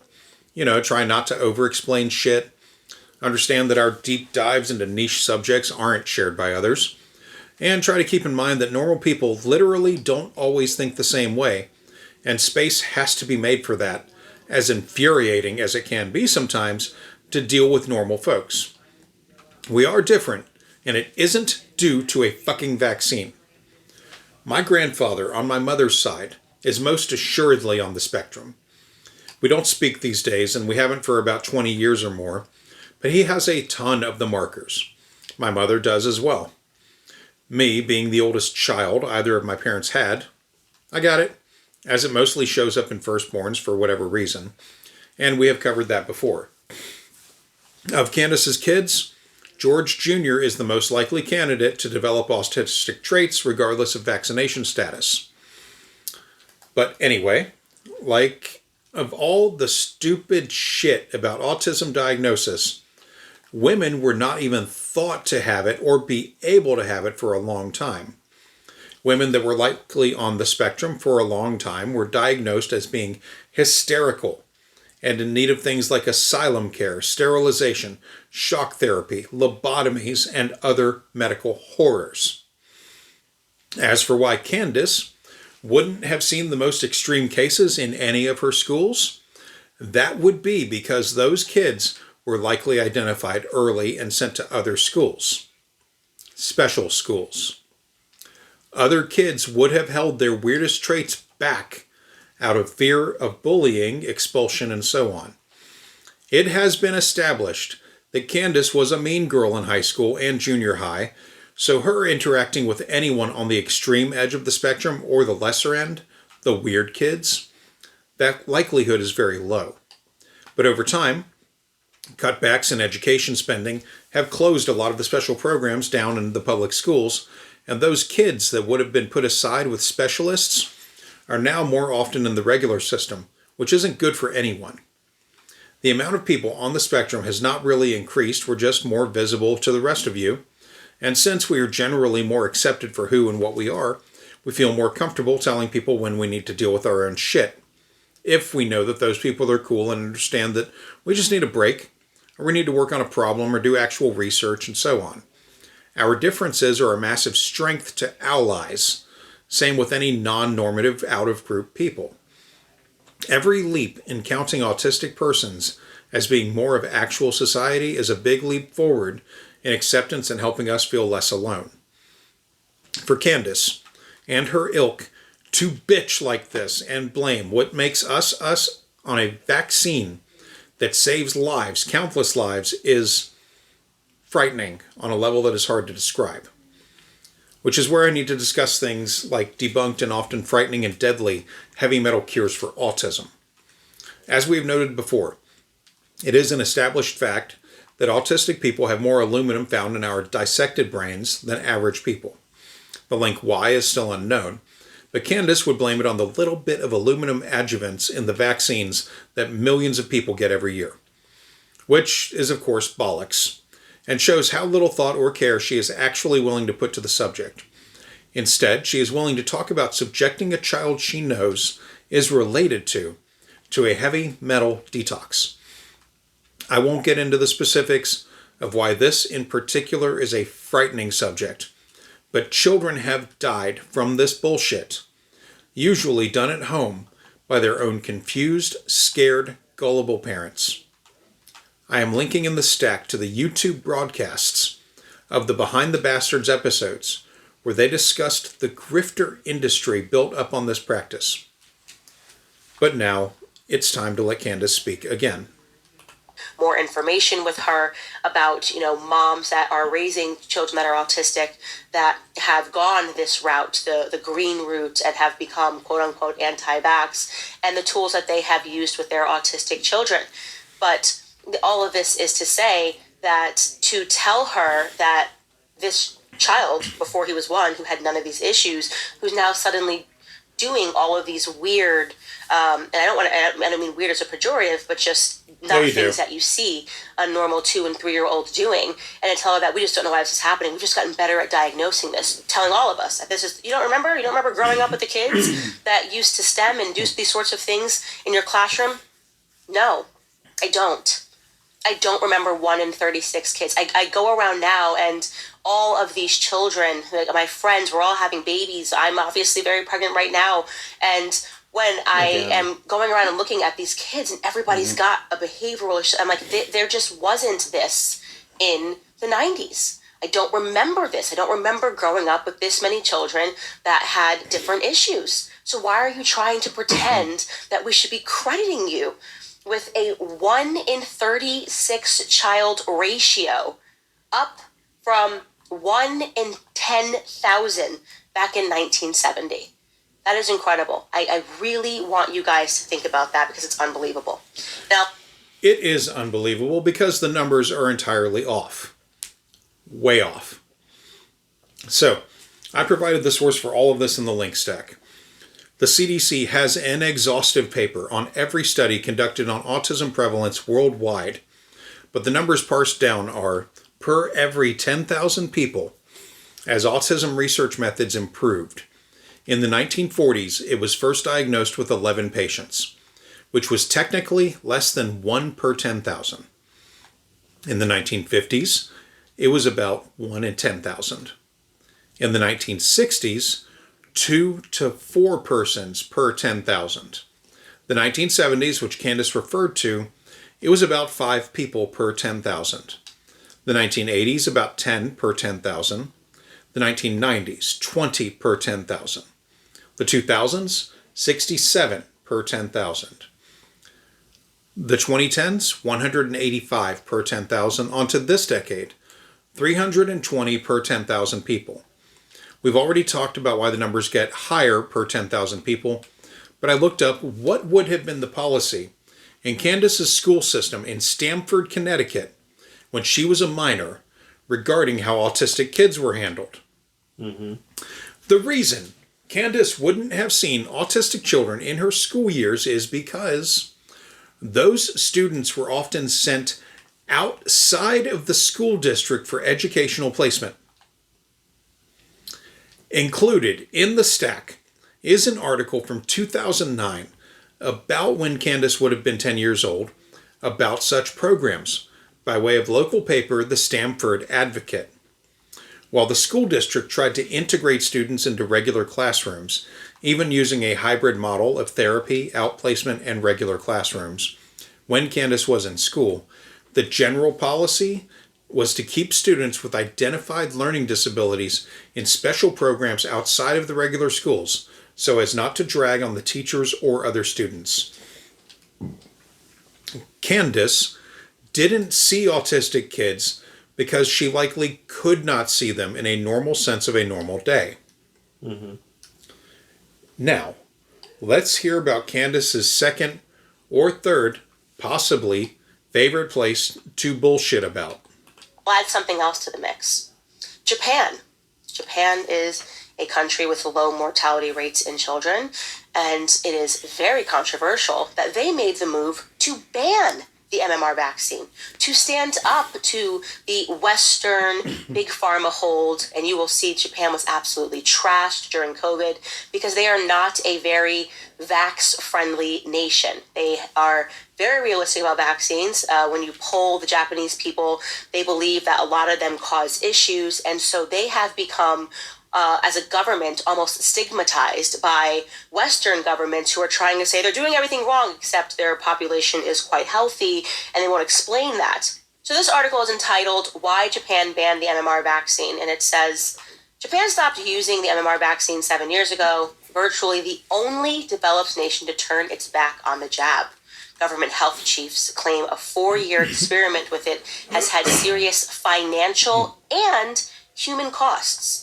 Of the 3,969 medical compensation claims relating to vaccines in the last 30 years, a quarter have been made by those badly affected by the combined measles, mumps, and rubella vaccine, they say.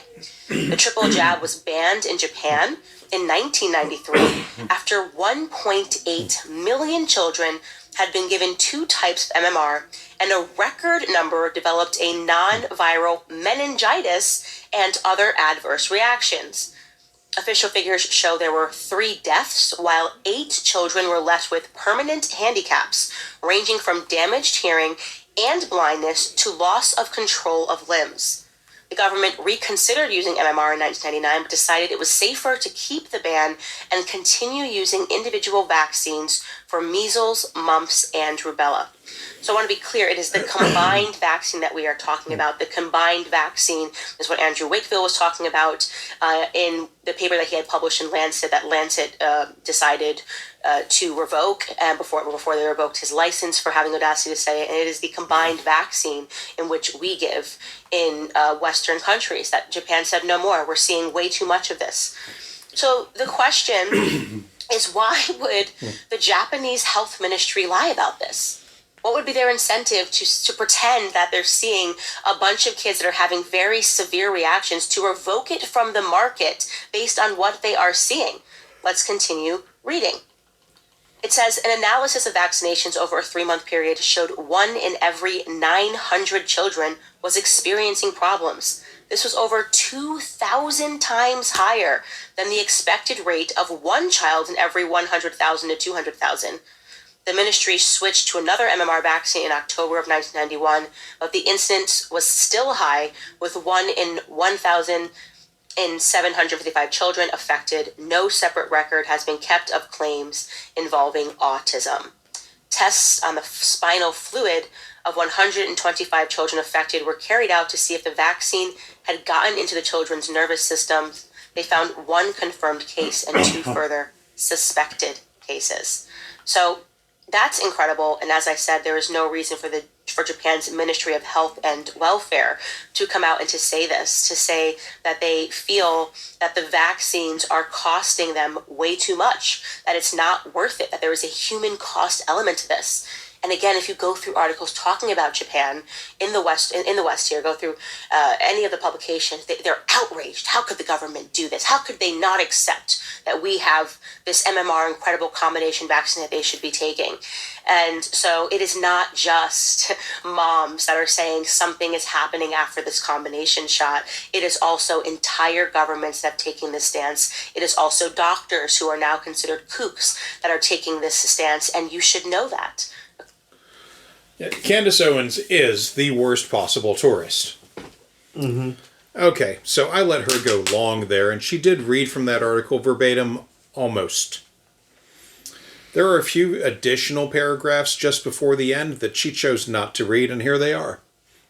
In 1993, after a public outcry fueled by worries over the flu vaccine, the government dropped the requirement for children to be vaccinated against measles or rubella.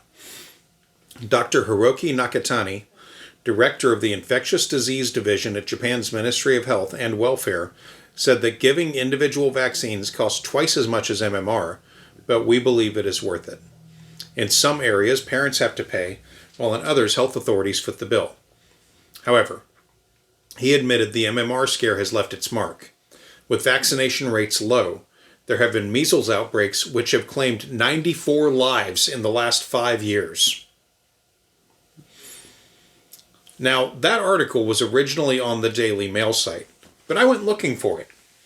And I found the article itself on an archive search and archived on several anti-vax pages, but it seems that it was pulled by, of all places, the Daily Mail for being factually inaccurate. Wow. The Daily Mail actually doing some good out there. Yeah. It was their article, but at least, they pulled it. If anyone wants to have a go of it, the article title is Why Japan Banned the MMR Vaccine. Anyway, now it is time to break down why everything else that Candace personally said is utterly fucking absurd. Number one, I want to be fair and start off on the first thing she said that was factually true, which is that Japan has the lowest birth through early childhood mortality rate. It ranges between 1.8 deaths per live infant birth to 2.4 deaths in under 5 child mortality, according to the World Bank and WHO updated for 2024 to 2025. So, credit where it is due, as the average globally for such numbers is 37 deaths per live births. So okay. Japan is beating a record, Yeah. 2 versus 37 is quite a number. Oh, yeah. She didn't drop the last part. I'm just being fair. Number 2, Japan did not permanently ban the MMR vaccines. They introduced their own MMR made in country in 1989 as part of the National Immunization Program. 4 years later, in 1993, they decided to suspend use of the combined MMR vaccine after investigations revealed inconsistencies in manufacturing and higher than expected side effects compared to other countries. The government compensated several families and the decision ended the MMR's domestic use. But, number 3, after 1993, Japan reverted to separate measles and rubella vaccines. Mumps vaccination is available, but it is not mandatory, which makes the whole thing stink of sour grapes, really. Because they fucked up on the mumps portion rather than fix it or, heaven forbid, buy one that worked, or just buy the formula and make it good, they chose to scrap an entire portion. Number 4, on to Japan and COVID. They approved several vaccines for use during main COVID, including the ones made by Pfizer-BioNTech, which we have, Moderna, Oxford AstraZeneca, Johnson, Novavax, and Japanese-made versions, Nuvaxovid, and Covgoze, Covgoze. They have had several options that rolled out there. I have no idea what the fuck she means by Japan taking a beating over their COVID policies, such as, while the government did not do strict lockdowns, They did run a series of campaigns encouraging people to work from home when possible, avoid crowds, and avoid public events were either canceled or they were capped at a maximum of fewer than 5,000 people, depending on event space guidelines. Businesses were encouraged to close early or suspend booze sales. All their schools were closed nationwide between February to April of 2020. Theaters and sports venues operated under strict capacity measures, and Japan closed its borders to foreign travelers by March of 2020, allowing only citizens, permanent residents, and certain visa holders in under mandatory quarantine rules and testing guidelines. They also had domestic travel restrictions, which were voluntary, but also had an aggressive public media campaign discouraging interprefectural trips. So they don't have states there, they have prefectures. Okay. Mask wearing was nearly universal during the time and seen as a social norm, but not mandated. The government distributed cloth masks and promoted contact tracing apps and hand sanitation stations in businesses. The government offered subsidies and compensation to businesses that complied with restrictions during the main phase of COVID, pre-vaccines. Japan did not brush off the threat of COVID, but they did their best to try to keep everyone happy and informed and safe. So I have no fucking clue what she means by all that shit about Japan taking heat for its COVID policies. Which, from what I was reading there, a lot of that was mirrored in how a lot of other successful countries did it. Like Norway. Yeah. France, even. Mm-hmm. If you want to, I was reading a researcher who, her husband was French. Mm-hmm. Their child has dual citizenship because the rules are pretty cool. But she's from Norway. So when they went to go visit his family in France, they had to go into quarantine the moment they entered France. They'd go into quarantine at a hotel, get tested daily, make sure they were fine. And then when they went back home to Norway, they do the same thing for 2 weeks in a hotel. But her being from there, their stay was compensated. And when they were cleared to go, they were cleared to go. There was no bill. There was no bullshit. Yeah. But Norway at the same time was like, no, if you're from out of country, you're going to pay. Yeah. You're going to pay for this hotel stay. So think about that before you finalize your travel plans. You will not leave the hotel until you're clear. And if you're sick, you will stay there until you're not. Yeah. They were not fucking around. So. No. Yeah, but yeah, Japan had its policies. I don't understand her bullshit with that. On to the next one. Okay, once again, disclaimer. There is no causal link between autism, official causal link between autism and the MMR vaccine, but I am showing you why there are so many people that believe that there may be something established, some sort of a link that they refuse to establish or to acknowledge. Why? Why not allow more debate? Why not allow more conversation? Why do we keep treating children like one size fits all? But there's another question that we should also be asking, of course, because we should be rather addressing or assuaging the fears that people have about MMR in general. So here's just a quick anecdotal story. I've always got them. I've got plenty of them. But a few weekends ago, we went apple picking in Connecticut to go see my sisters. And I went and I saw this longtime friend of mine. And they know that I'm anti-vax. I'm so openly anti-vax. I make it so casual that I think people are very surprised by it. Wow, she's just not vaccinating her children. And she talks about it all the time. I'm like, here are my kids. They're beautiful. They're healthy. They're amazing. And then I look at these sickly kids and the people that vax all the time. And this time I was speaking to someone who I'm very close to. I actually consider her to be a second mother. She's very, very, very pro-vax. Even though some of her grandchildren have some issues, she just has that philosophy that we have all been told, which is essentially, even though they may be having some issues, at least they're protected from these illnesses. And she said to me, Candace, aren't you concerned? Haven't you read the articles that measles, is coming back, that there's starting to be these little outbreaks of measles, and I just showed you that in that previous CBS article. 133 people at Disney World got measles. They don't tell you whether they're vaxxed or not unvaxxed because they're probably all vaxxed, which begs the question, if your vaccines work, why do you guys keep getting all of these diseases? Good question. I think chief among Candace's allergies, she has mentioned, of course, mold, which is common, rabbits, which is more rare, and I posit a new allergy. Facts. I think that one holds some pretty good water, though. Yeah. She seems allergic to them. In this case, in a review of the cases by the CDC, there were 110 California cases out of 125 cases linked to the outbreak, and of those, 45% were not vaccinated. 5% had 1 dose of measles vaccine, 6% had 2 doses, and 1% had 3 doses. And the remaining 43% had unknown vaccination status. If you combine the actual numbers, about 12% were vaccinated, and 45% were definitely not vaccinated. Link provided in the link stack. Now, before I move on to this, I want to mention something that I heard earlier today on the 1A podcast on our local MPR, Minnesota Public Radio, but I know it's on NPR as well. It's worth looking up.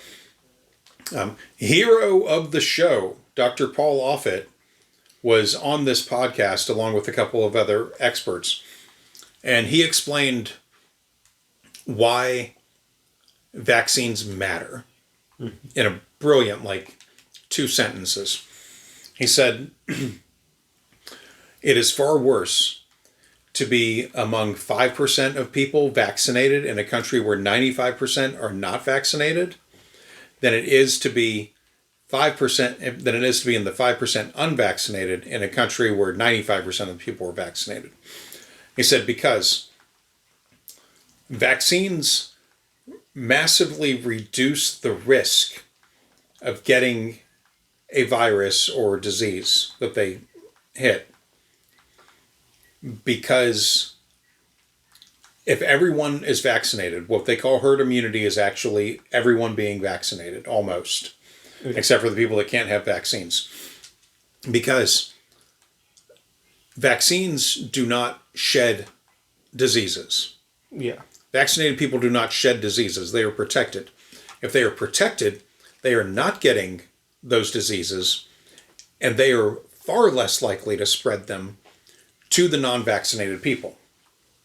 Whereas, if you have a bunch of people that are not vaccinated that get something like measles, they can pass it on to the 5% that have the vaccines because there's so much of it around. And those 5%, though, will be protected and probably saved from death or the worst aspects of the measles, for instance. But they can still catch it. They can still be fucked up for a while. Yeah. They can still deal with the fucking negatives. Yeah. It's like I've had COVID twice since getting vaccinated. And both times, it was pretty easy to get through. I mean, it sucked. Yeah. I didn't like sitting on the couch for 3 days sweating my ass off, but I played video games. You know? I've had far worse, colds and flu. But I was vaccinated. But I gotta tell you, there's nothing like talking to the other 20-year-olds that dealt with that shit, that lived up here, that actually had, lives and shit that were like, yeah, I got gypped out of 4 years of school because of this and that and this and that. I bet your life down in Florida must have sucked, too. It was I worked it at a fucking fast food restaurant off the highway and played Anthem. I mean, I was pissed off EA canceled out Anthem work, but, I'm not gonna... that wasn't the worst of it. Right. Yeah, I mean, it's like, come on, man. But yeah, that's why. Candace is fucking allergic to facts. Anyway, moving on. Candace is still talking about a fake argument she had with someone in an apple orchard. And then she will go on to say some shit that did not age well. right? Blame the unvaxxed people that don't have the measles. Okay, that makes sense. Anyways, when I said back to her, she's 65 years old, I said, didn't you grow up with measles? She said, yeah. And I said, do you know a single person that died of measles? She said, no. And that was the end of the conversation. I was like, yeah, if my kids get measles, I will deal with it when they have it, just like you dealt with it when you have it. Remarkably, talk about this all the time, they have somehow convinced us to be afraid of getting sick. Like, it's totally worth the risk of you getting a shot that could permanently alter your child's livelihood.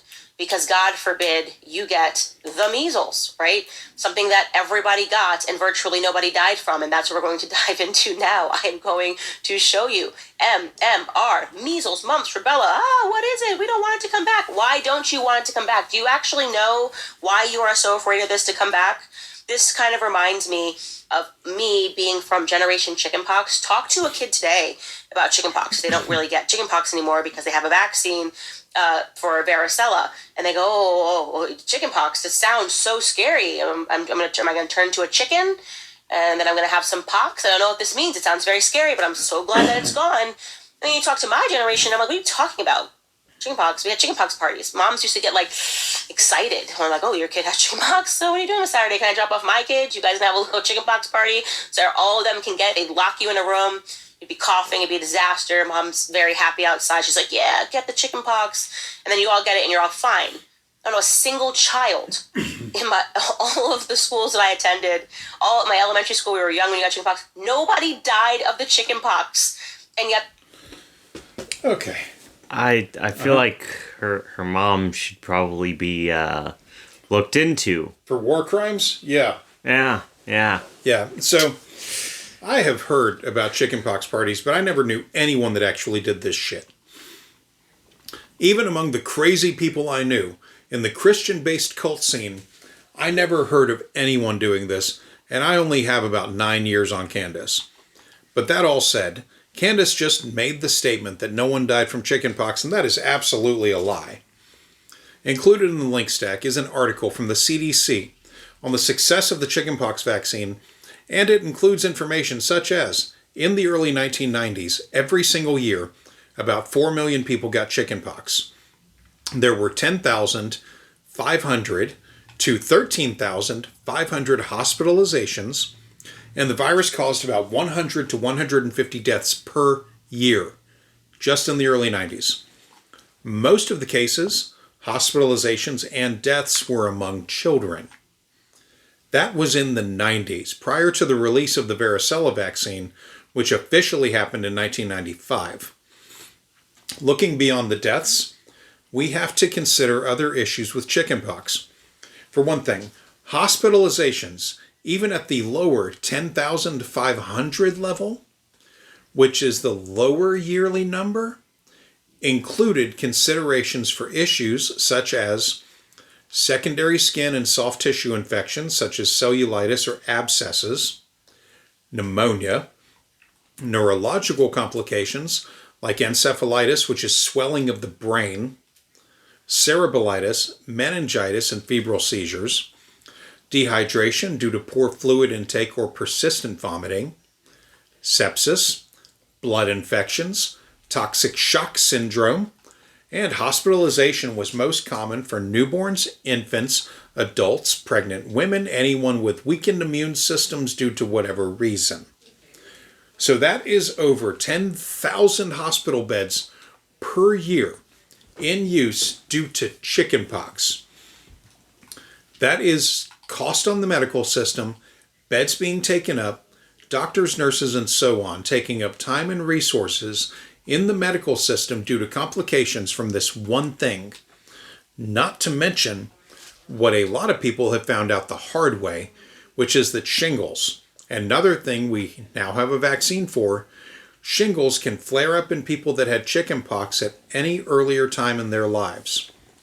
This is a huge reason to not seek out chickenpox as a thing to get. I had a teacher who had shingles. Yeah. Yeah. Yeah, it's... Yeah. When it would flare up, she would mostly just go, okay, we're going to watch a documentary today because I don't want to move around. Yeah. And one of the kids one day asked her why that was, and she was like, because I got shingles, and I have to wear long sleeve clothes, and it hurts to move. Yeah. Because the clothing was rough. Yeah. Well, now let's briefly discuss shingles. Shingles can occur in anyone that previously had chickenpox in their lifetime, whether or not they received a vaccine post-pox. The reason to do that is because chickenpox can rarely reoccur in people that had it before as a reinfection. It is rare but possible. And another consideration too is that I'd heard, but I didn't follow up on in the script, I'm only just now remembering it, is that I knew a guy who grew up without getting chickenpox, like made it to adulthood, and one of his kids got it. Yeah. And for like 3 weeks, he had to go rent a hotel room because had he caught it, there was no, like, I don't think he was vaccinated either. But had he caught it, it could have seriously done a lot of harm to him. At the very least, sterilization was a concern. Yeah. So, yeah, like, you don't want to catch this shit. No, you don't want to fucks with it. No. So, anyway, back into the script here. It is rare but possible. Anyway, shingles commonly shows up in people 50 or over at a rate of about 1 in every 3 adults past 50 will experience it. Included in the link stack is more information, but briefly from the CDC. About 1 in every 3 people in the United States will have shingles or herpes zoster in their lifetime. Shingles can sometimes lead to serious complications like long-term nerve pain and vision loss. The best way to protect yourself from shingles is vaccination. Shingles is a painful rash illness. People get shingles when the varicella zoster virus, VZV, which causes chickenpox, reactivates in their bodies after they have already had chickenpox. An estimated 1 million people get shingles each year in this country. Most people who develop shingles only have it one time during their life. However, you can have shingles more than once. People with shingles most commonly have a rash around the left or right side of the body. The rash is usually painful, itchy, or tingly. Shingles can lead to serious complications. The most common shingles complication is long-term nerve pain called post-therapeutic neuralgia, or PHN. You are at risk for shingles if, 1, you have had chickenpox. More than 99% of Americans born before 1980 had chickenpox, even if they don't remember it. Children can have shingles, but it is not common. Your risk of shingles and serious complications increases as you get older, or if you have medical conditions that keep your immune system from working properly, such as certain cancers like leukemia and lymphoma, and HIV infection. Or if you take drugs that keep your immune system from working properly, like steroids and drugs given after an organ transplant. Causes and spread. If you are near someone with shingles, you cannot get shingles from someone who has shingles. So it can't be spread like that. But you can get chickenpox from someone who has shingles if you never had chickenpox or never got chickenpox vaccine. You could then develop shingles later in life. Shingles is caused by VZV, the same virus that causes chickenpox. Once a person has chickenpox, the virus stays in their body. The virus can reactivate later in life and cause shingles. People who never had chickenpox or didn't get chickenpox vaccine can get infected with the VZV from someone who has shingles. These people can get the virus through direct contact with the fluid from shingles rash blisters, or breathing in virus particles that come from the blisters, which sounds crazy, but obviously can happen. Or people with chickenpox are more likely to spread VZV than people with shingles. Protect yourself with the vaccine. The CDC recommends 2 doses of recombinant zoster vaccine, RZV, Shingrix, to prevent shingles and related complications in adults 50 years and older. Shingrix is also recommended for adults 19 years and older who have weakened immune systems because of disease or therapy. I remember that. I think it was that one was getting peddled on TV all the time back down in Florida. Oh, yeah. Well, back when I was little. Well, when we watch Hulu with ads, Yeah. Shingrix gets sold a lot on there. Okay. Which honestly, 2 shots sounds a lot better than all of this shit. Yeah. Yeah, going on. The best way to prevent shingles is by getting 2 doses of the vaccine. If you have shingles, protect others. Covering the shingles rash can lower the risk of spreading the shingles virus to others. People with shingles cannot spread the virus before the blisters appear or after the rash scabs over. To prevent spreading the virus to others, 1. Cover the rash. 2. Avoid touching or scratching the rash. 3. Wash your hands often for at least 20 seconds.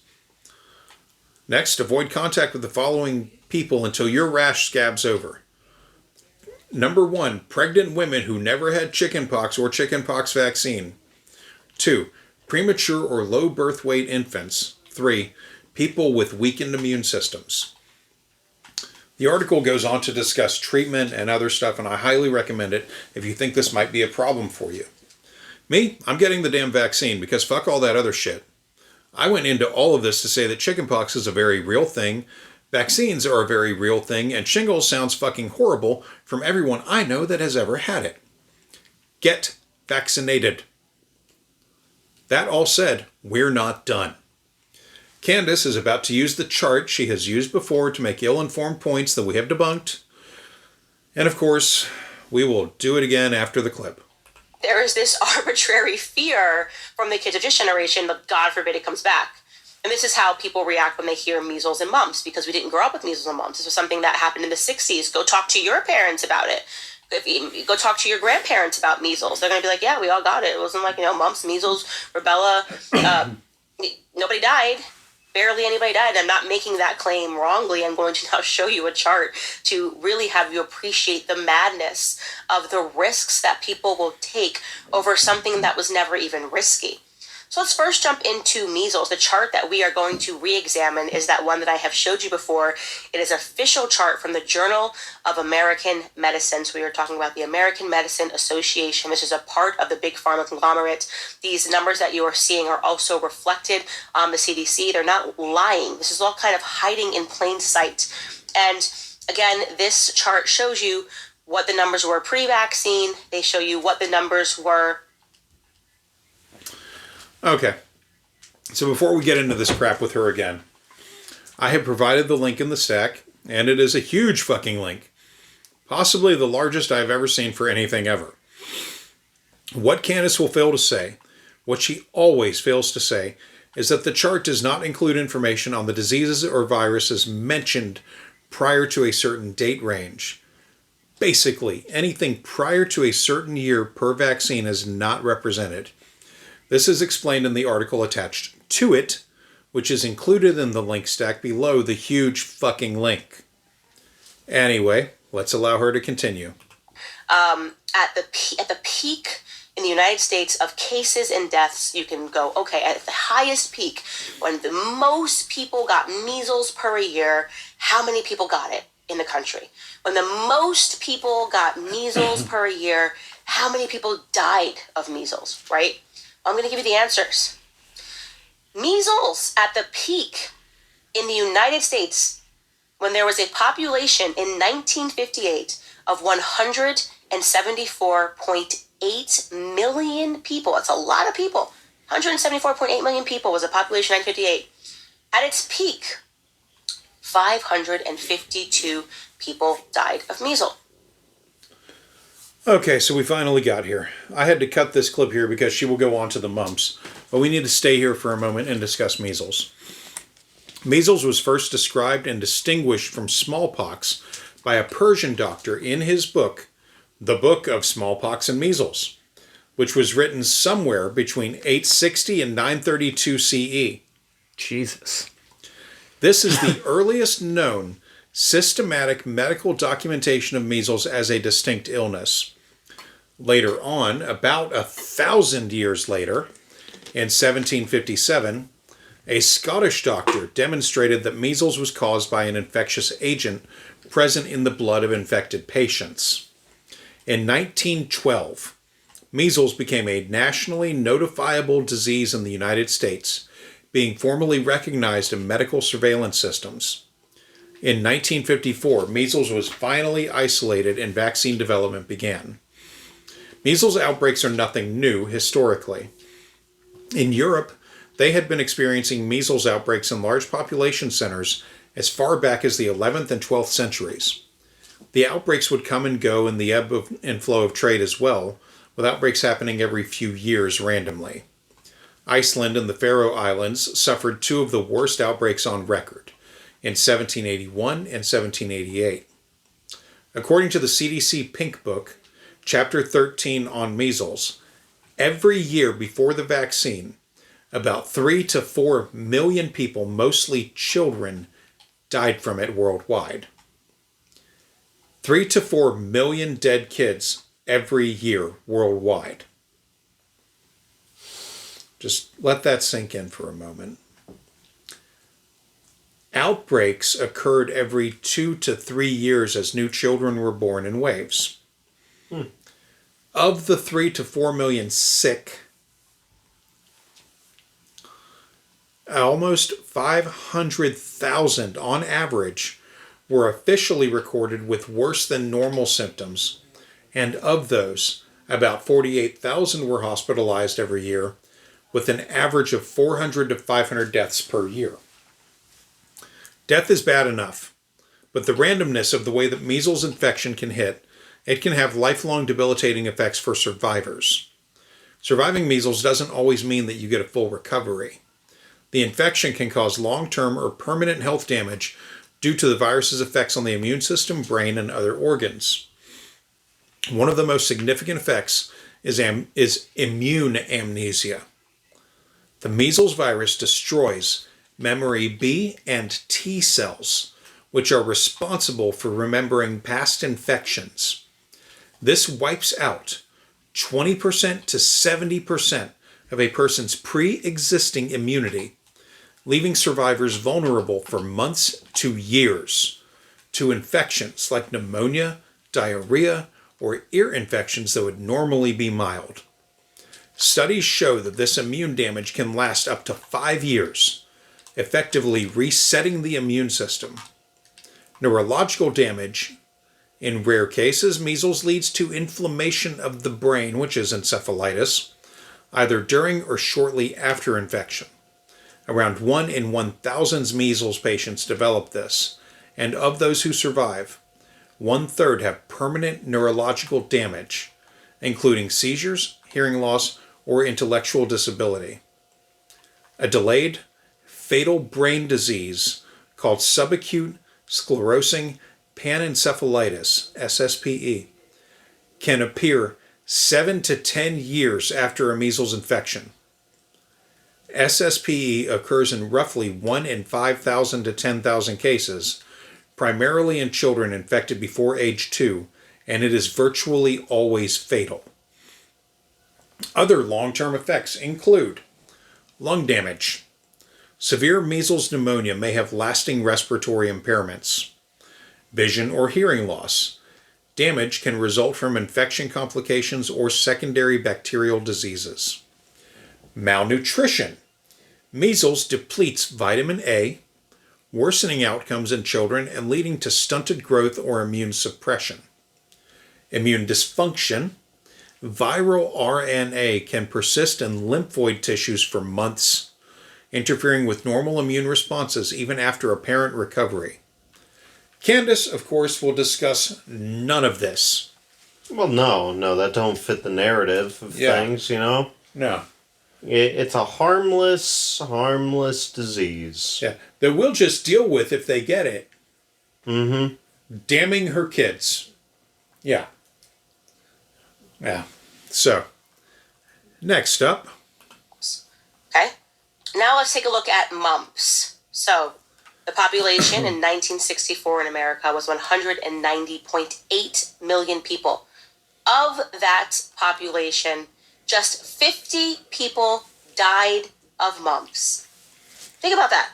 So it says down here that 212,000 people, you can actually round that up, 213,000 people, cases of the mumps. Okay, a lot of cases during its peak, and yet just 50 people died from mumps. Yeah. makes you a little less fearful.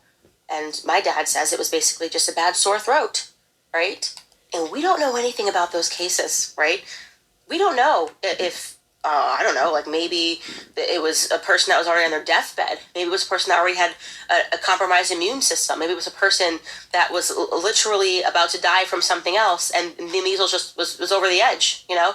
Maybe they were 99 on their last breath. We'll never know anything about those 50 people that died. But we do know that at the peak in the United States, just 50 people out of 190.8 million people died of mumps.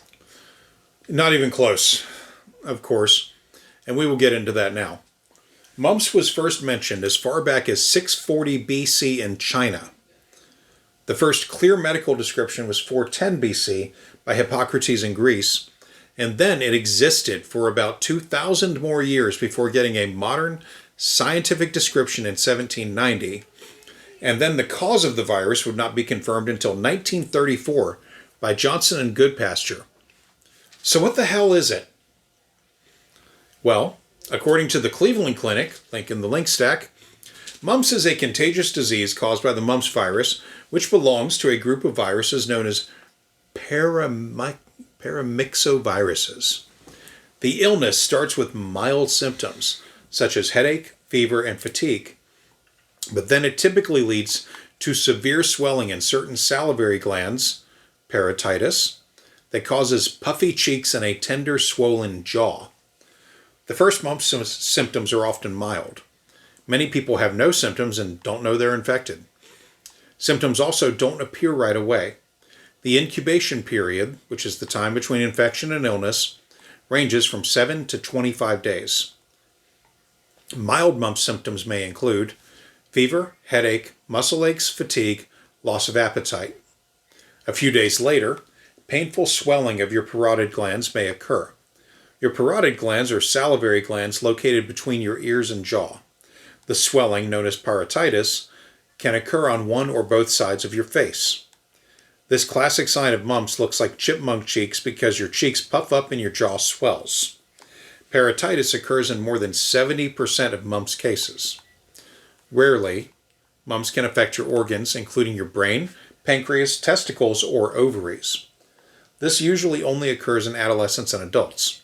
But call your child's healthcare provider right away if they develop any of the following severe symptoms: high fever, stiff neck, severe headache, confusion, stomach pain, vomiting, seizures.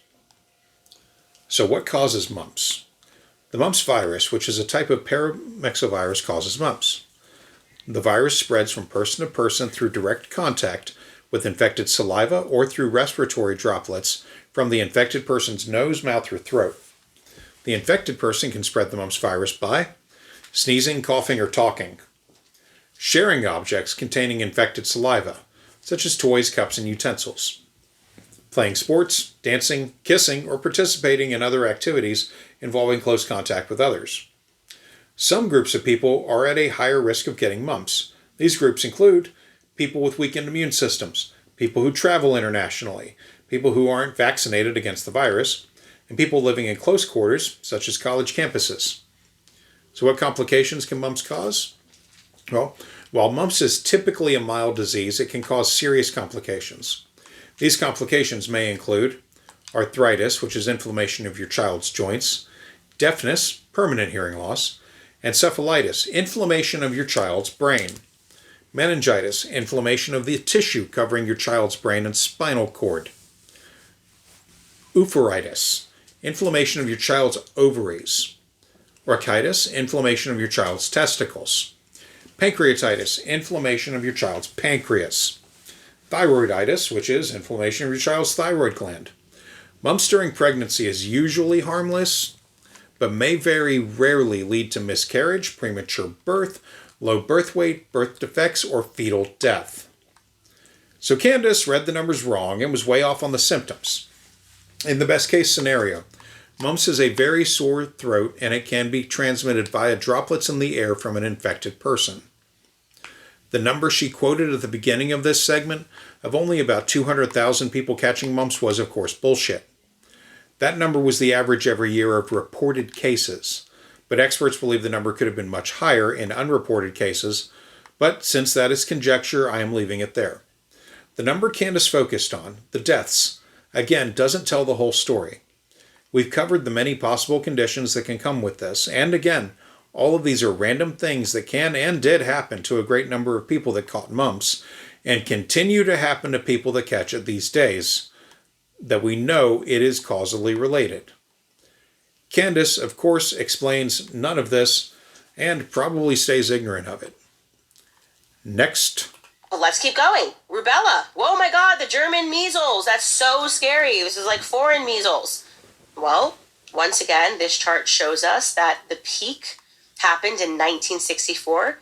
We have already addressed that in 1964, the population was 190.8 million people in America. And at its peak of the scary German measles, just 24 people died of rubella. 24 people out of nearly 500,000 people who got rubella. Everyone was fine. And then there were 24 people who died, but nobody knows this. Nobody knows this information because it disappeared. And so they're so fearful. They think, oh my, please inject my child immediately. I will risk seizures. I will risk whatever because God forbid he gets the German measles that everybody survived, that virtually everybody survived. Yeah. I know it's a little nitpicky, but if the information disappeared, then how does she have the information? Yeah, right. Yeah. Oh, rubella, what the fuck. Now we're on to rubella. So before I get into the inner workings of this one, I can say that someone close to me almost lost their vision as a baby because they caught rubella before they could be vaccinated, and they caught it from a visiting child that had it who was much older than them and was not vaccinated. That kid caught it in a daycare, and so on. Anyway, about rubella, it is known loosely as the German measles because it was distinctly diagnosed in 1814 by German doctors, and before that, it had been mistaken for a long time as measles or scarlet fever. But recent historical accounts have suggested that German doctors prior to 1814 had discovered various singular aspects of it, but it wasn't formally recognized as its own distinct medical entity until the International Congress of Medicine in 1881. Rubella was first proposed as a possible virus in 1914, which was confirmed in 1938. There would not be a vaccine for about 41 years. In 1969, it was combined with measles and mumps in 1971 to make the MMR vaccine. Most people that get rubella are often asymptomatic, meaning that it doesn't really affect them much, if at all, and it is harder to contract than measles since most people are vaccinated against it at a young age these days. However, for the unvaccinated, as with any such thing, it can spread via the same contact path as measles, but most commonly as a sneezed or coughed particle in the air. Deaths from rubella are rare, and most people that get it do pull through, but we are also discussing the effects this has on survivors. And the following is from the Mayo Clinic on rubella complications. Rubella is a mild infection. Some people assigned female at birth who have had rubella get arthritis in the fingers, wrists, and knees. This most often lasts about a month. Rarely, rubella can cause swelling and irritation called inflammation of the brain. That's your encephalitis. If you're pregnant when you get rubella, the effect on your unborn child may be severe. It can cause you to have a miscarriage or a stillbirth. Congenital rubella syndrome occurs in up to 85% of infants born to people who had rubella during the first 12 weeks of pregnancy. This syndrome can cause one or more problems, including growth delays, cataracts, deafness, problems with how the heart forms, called congenital heart defects, problems with how other organs form, problems with learning.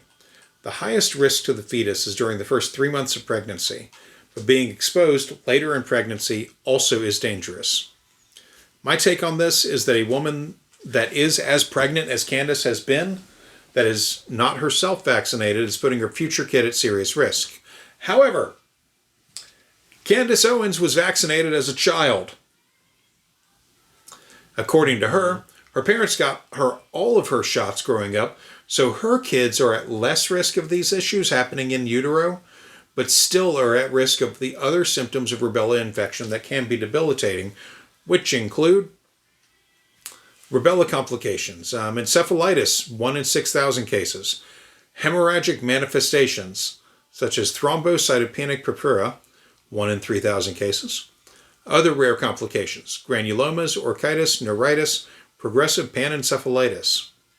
Complications of rubella are rare. Hemorrhagic manifestations occur in approximately 1 per every 3,000 cases.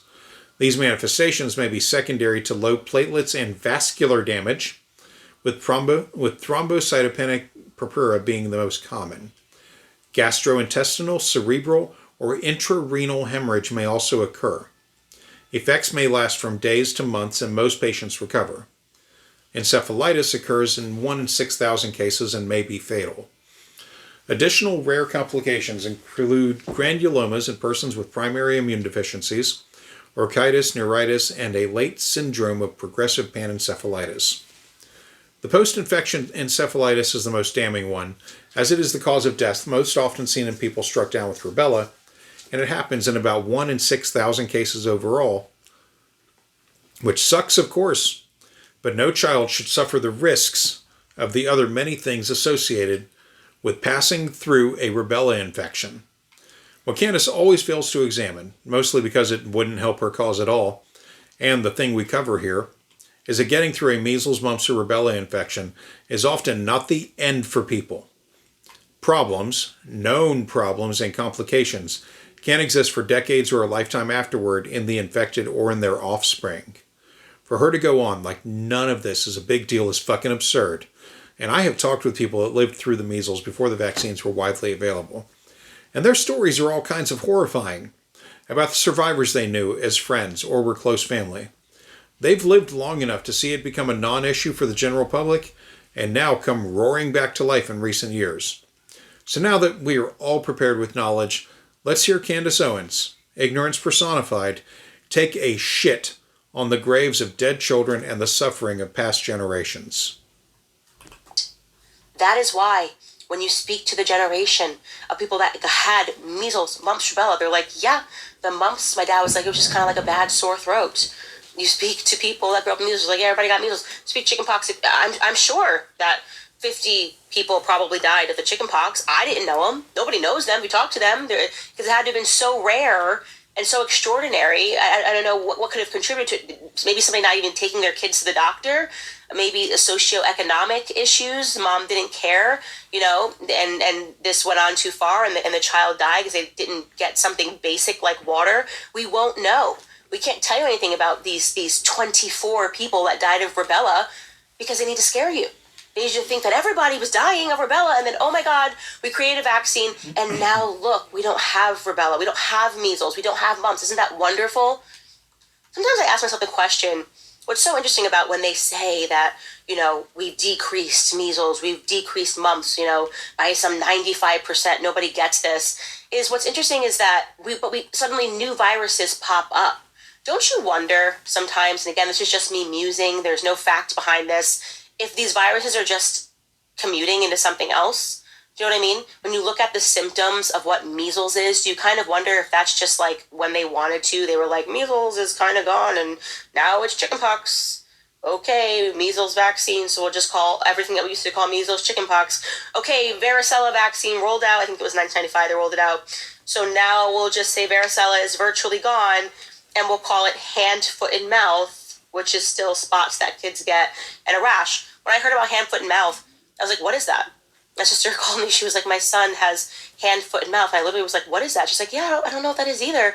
We didn't have it growing up, but now we have this thing called hand, foot, and mouth, and it's like little pox and spots that your child can get. And I'm like, okay, so did they just commute that? Like, was that once chicken pox and now they just don't want to call it chicken pox because they need to say that varicella was successful? Again, I'm using no facts behind that, but I do wonder, because we know that once they can control the definitions and they control the diagnosis, they can just magically change the name of stuff. Pertussis group.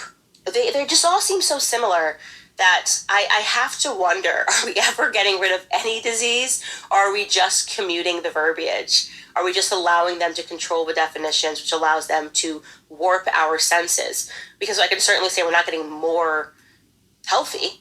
By no means. You wouldn't say we're becoming a healthier nation. It's not like there's less disease. There's just different ones they discovered. So, anyways, that is just me musing about that. All right. Okay. So, let's talk about actual facts. Now that we have listened to her at the very end, at least, say that she was just spitballing. So, a rare bit of truth from her on that one, I guess.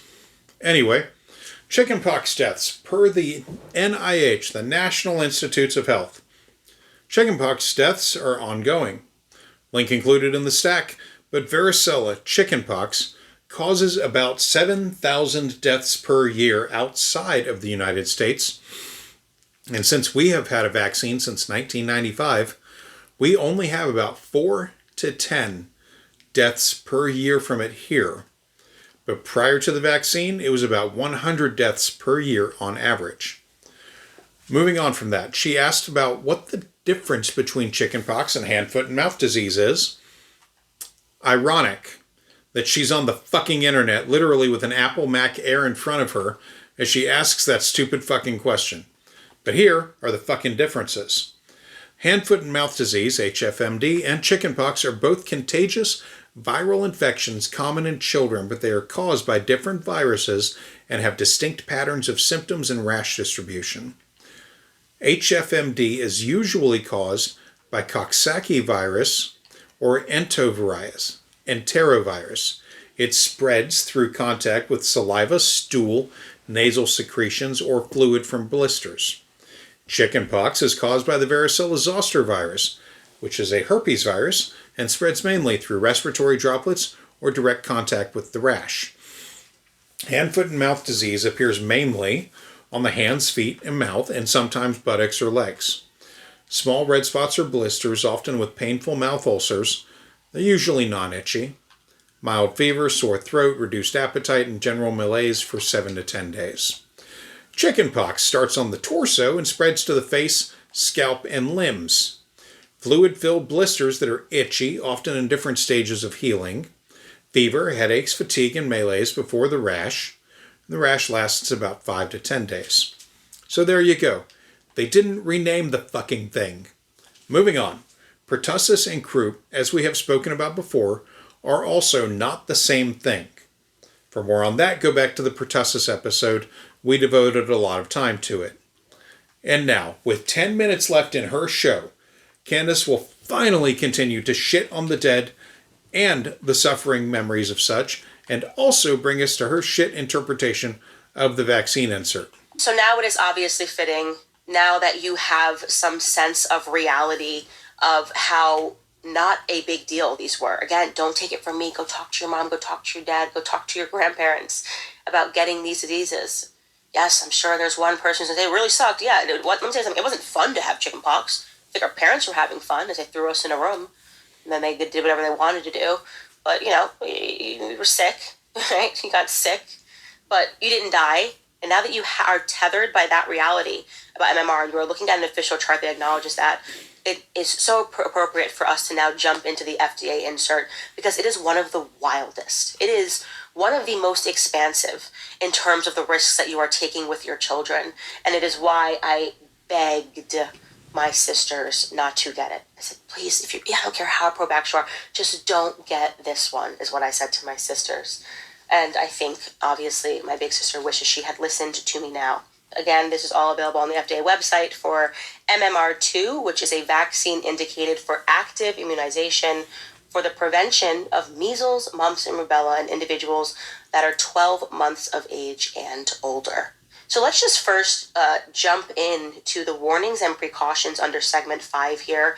I told you the story of the person that worked with me whose brother had a seizure from the MMR vax and never came back, and he is now in his 30s and lives with his mother. It says there's a risk of febrile seizure. There is a risk of fever and associated febrile seizure in the first 2 weeks following immunization with the MMR2 vaccine. Okay, so Candace has gone from claiming that getting the inserts is illegal to just skipping over that bullshit and cherry picking from the MMR vaccine insert and saying that it is available on the CDC website, which it is. Mm-hmm. Link provided in the link stack.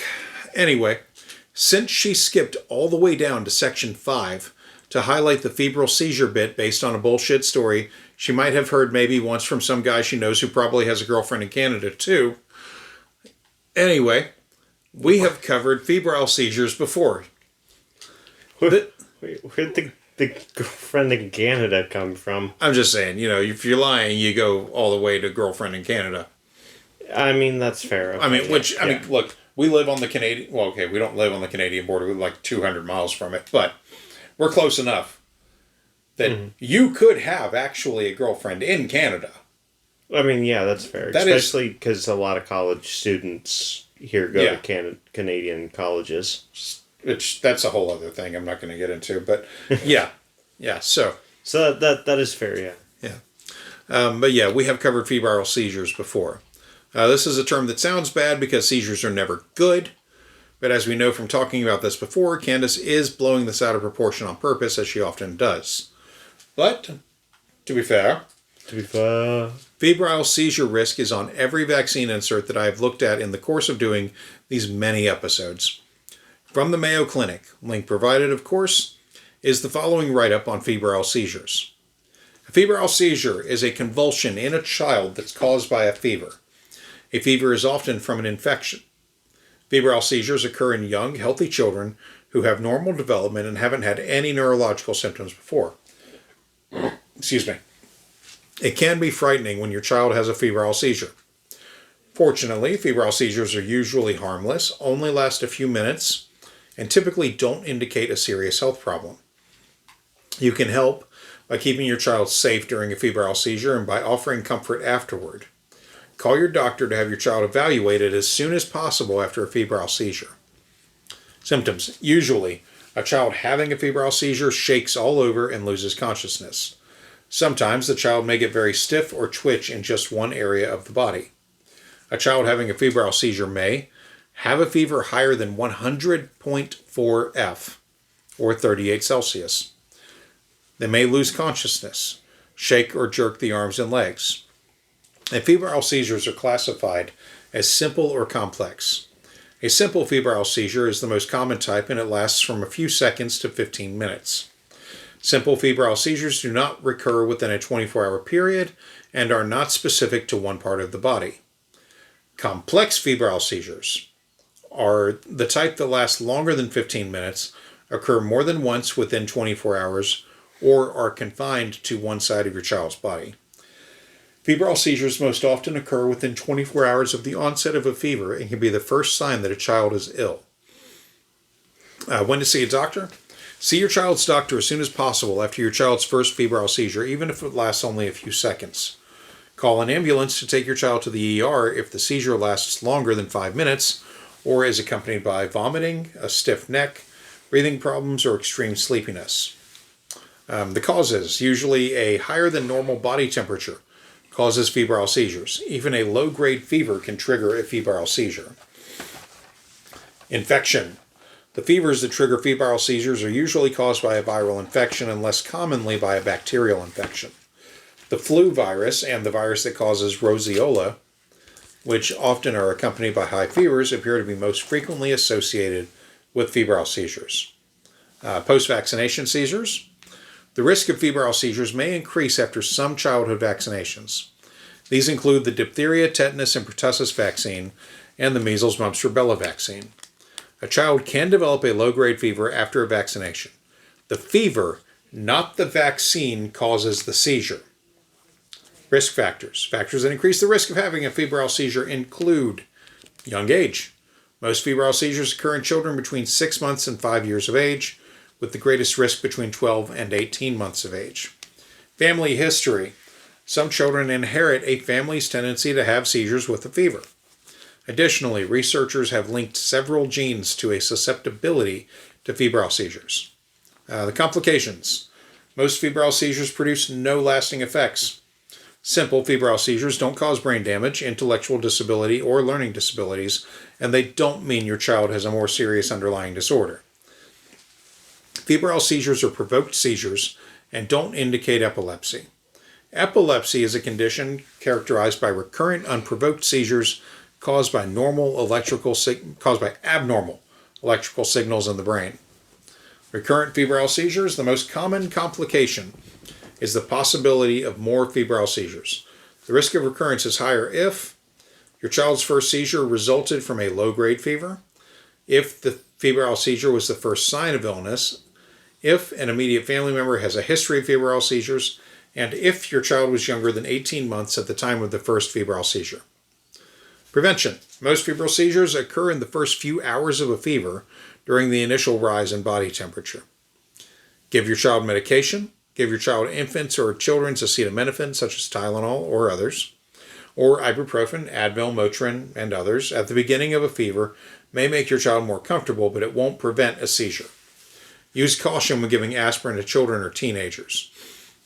Though aspirin is approved for use in children older than age 3, children and teenagers recovering from chickenpox or flu-like symptoms should never take aspirin.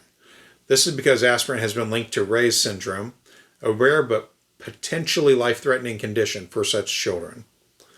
Rarely, prescription anticonvulsant medications are used to try to prevent febrile seizures. However, these medications can have serious side effects that may outweigh any possible benefit. Rectal diazepam or nasal midazolam might be prescribed to be used as needed for children who are prone to long febrile seizures. These medications are typically used to treat seizures that last longer than 5 minutes, or if the child has more than one seizure within 24 hours. They are not typically used to prevent febrile seizures. That was the first page. Lord. It goes on and on into diagnosis and treatment, and I will not read from those here, but they are available for anyone interested. Armed with that information, I will only add before we go on that the risk of febrile seizures from an actual rubella infection is in the range of 2% to 5% of cases, as opposed to 0.0004% per capita vaccinated people. 2 to 5% versus 3 zeros in front of a 4. Yeah. Yeah. So the thing with febrile seizures is that they occur as a result mostly from a fever, which tend to spike higher in non-vaccinated persons that catch these issues. But let us do what we do and allow Candace to go on with this topic. I'll trade off a seizure to my child's brain, and he'll never be the same person, just so I don't get that dangerous rubella that 24 people died from in 1964 when the population was virtually 200 million people, right? That seems like a fair trade-off. Unbelievable, right? That clip was less than 20 seconds. And here are some more hard facts that she didn't bother to know. In 1964, way more than 10 people died from rubella in America. From the website History of Vaccines and their article on the horror of German measles in the 1960s and today, included in the stack, the author quotes, "Before the rubella vaccination program started in 1969, rubella was a common and widespread infection in the United States. During the last major rubella epidemic in the United States from 1964 to 65, an estimated 12.5 million people got rubella. 11,000 pregnant women lost their babies, 2,100 newborns died, and 20,000 babies were born with congenital rubella syndrome." Yeah. The rest of the article is well written and worth a read. But Candace moves on to discuss more adverse reactions from the actual insert after going through a list of allergy concerns under the next section titled Hypersensitivity to Eggs. Hypersensitivity to eggs. And it says here, individuals with a history of anaphylactic, anaphylactoid, or other immediate reactions, hives, swelling of the mouth and throat, difficulty breathing, subsequent to egg ingestion, may be at an enhanced risk of immediate type hypersensitivity reactions after receiving the MMR2 vaccine. And here is where I really think it just is one of the most insane things that I've ever seen, that people are getting this vaccine so willingly. I would just much rather my child get mumps, much rather my child get measles, much rather my child get rubella. I'd rather my child get all three than to take these risks, which are listed under segment 6 here, adverse reactions. It reads, the following adverse reactions include those identified during clinical trials or reported during post-approval use of MMR2 vaccine or its individual components. Again, we are looking at an FDA insert. Let's just go through some of these. Paniculitis, atypical measles. Oh, okay, great. I'm getting the measles vax, and you've listed the fact that as an adverse reaction, I might get atypical measles. Cool. What a risk. Okay, so I looked into this. And atypical measles is listed as a risk for a very small, certain group of people. The original measles vaccine used a dead form of the virus. And people that got that one, and it was only in use for a few years in America until we developed a better one. But the people that got that, or may yet get the dead form of the virus, can find on receiving the current MMR2 vaccine that they may develop atypical measles as a reaction from the body to the mix of vaccines. Atypical measles is so called because it has its own characteristics, the most important of which is that it is not contagious. It is listed as an unlikely but still possible adverse event because of legal and ethical concerns, since they try to list and make people aware of all possible known situations that can occur with a vaccine, however rare they might be. But the vaccine is not going to give people measles. Yeah. That is not how it works. No. Keep that in mind as she reads through more of it. That comes with fever, headache, dizziness, malaise, irritability. In terms of your cardiovascular system, you might get vasculitis. In terms of your digestive system, you might get pancreatitis, diarrhea, vomiting, parotitis, and nausea. In terms of your hematological and lymphatic systems, you might get purpura, regional lymphodenopathy, leukocytosis. In terms of your immune system, you might just become full-on anaphylaxis, anaphylactoid reactions, and bronchial spasms. In terms of your musculoskeletal system, you might get arthritis, you might get arthralgia, you might get myalgia. In terms of your nervous system, you might get encephalitis, you might get measles, there it is again, including body encephalitis, you might get... Okay, she said that wrong. Pausing here to discuss measles inclusion body encephalitis is a serious complication and serious adverse event that can occur in people with immunodeficiency disorders or conditions like HIV or AIDS. Basically, the vaccine goes in and the body's immune system can't clear it, and it goes to the brain, causes massive inflammation, and the patient dies. It is a nasty way to go. Fortunately, the actual people that have this issue and have to take this consideration into account are a very small number. But it is because of people like this that the rest of us should get fucking vaccinated, so that we run less risk of passing on measles to them. This is because immunocompromised persons are at risk from measles inclusion body encephalitis, or MIBE, from wild measles infections passed along to them by the non-vaccinated. A vaccinated person, even on the day they get a vaccine, runs no risk of transmitting the virus to an immunocompromised person. Everyone that can get this vaccine should get this vaccine to limit the risk to people that are immunocompromised. Candace will go on now to read more terms she does not understand and is not trying to. Subacute sclerosing, you might get, there it is again, Guillain-Barré syndrome. We went over that last week. Guillain-Barré syndrome. You might have a little bit of paralysis, but hey, at least you're not going to get rubella. You might get acute disseminated encephalomyelitis. You might get transverse myelitis. You might get febrile convulsions. You might get afebrile convulsions or seizures. You might get polyneuritis. You might get polyneuropathy. You might get ocular palsies, paresthesia.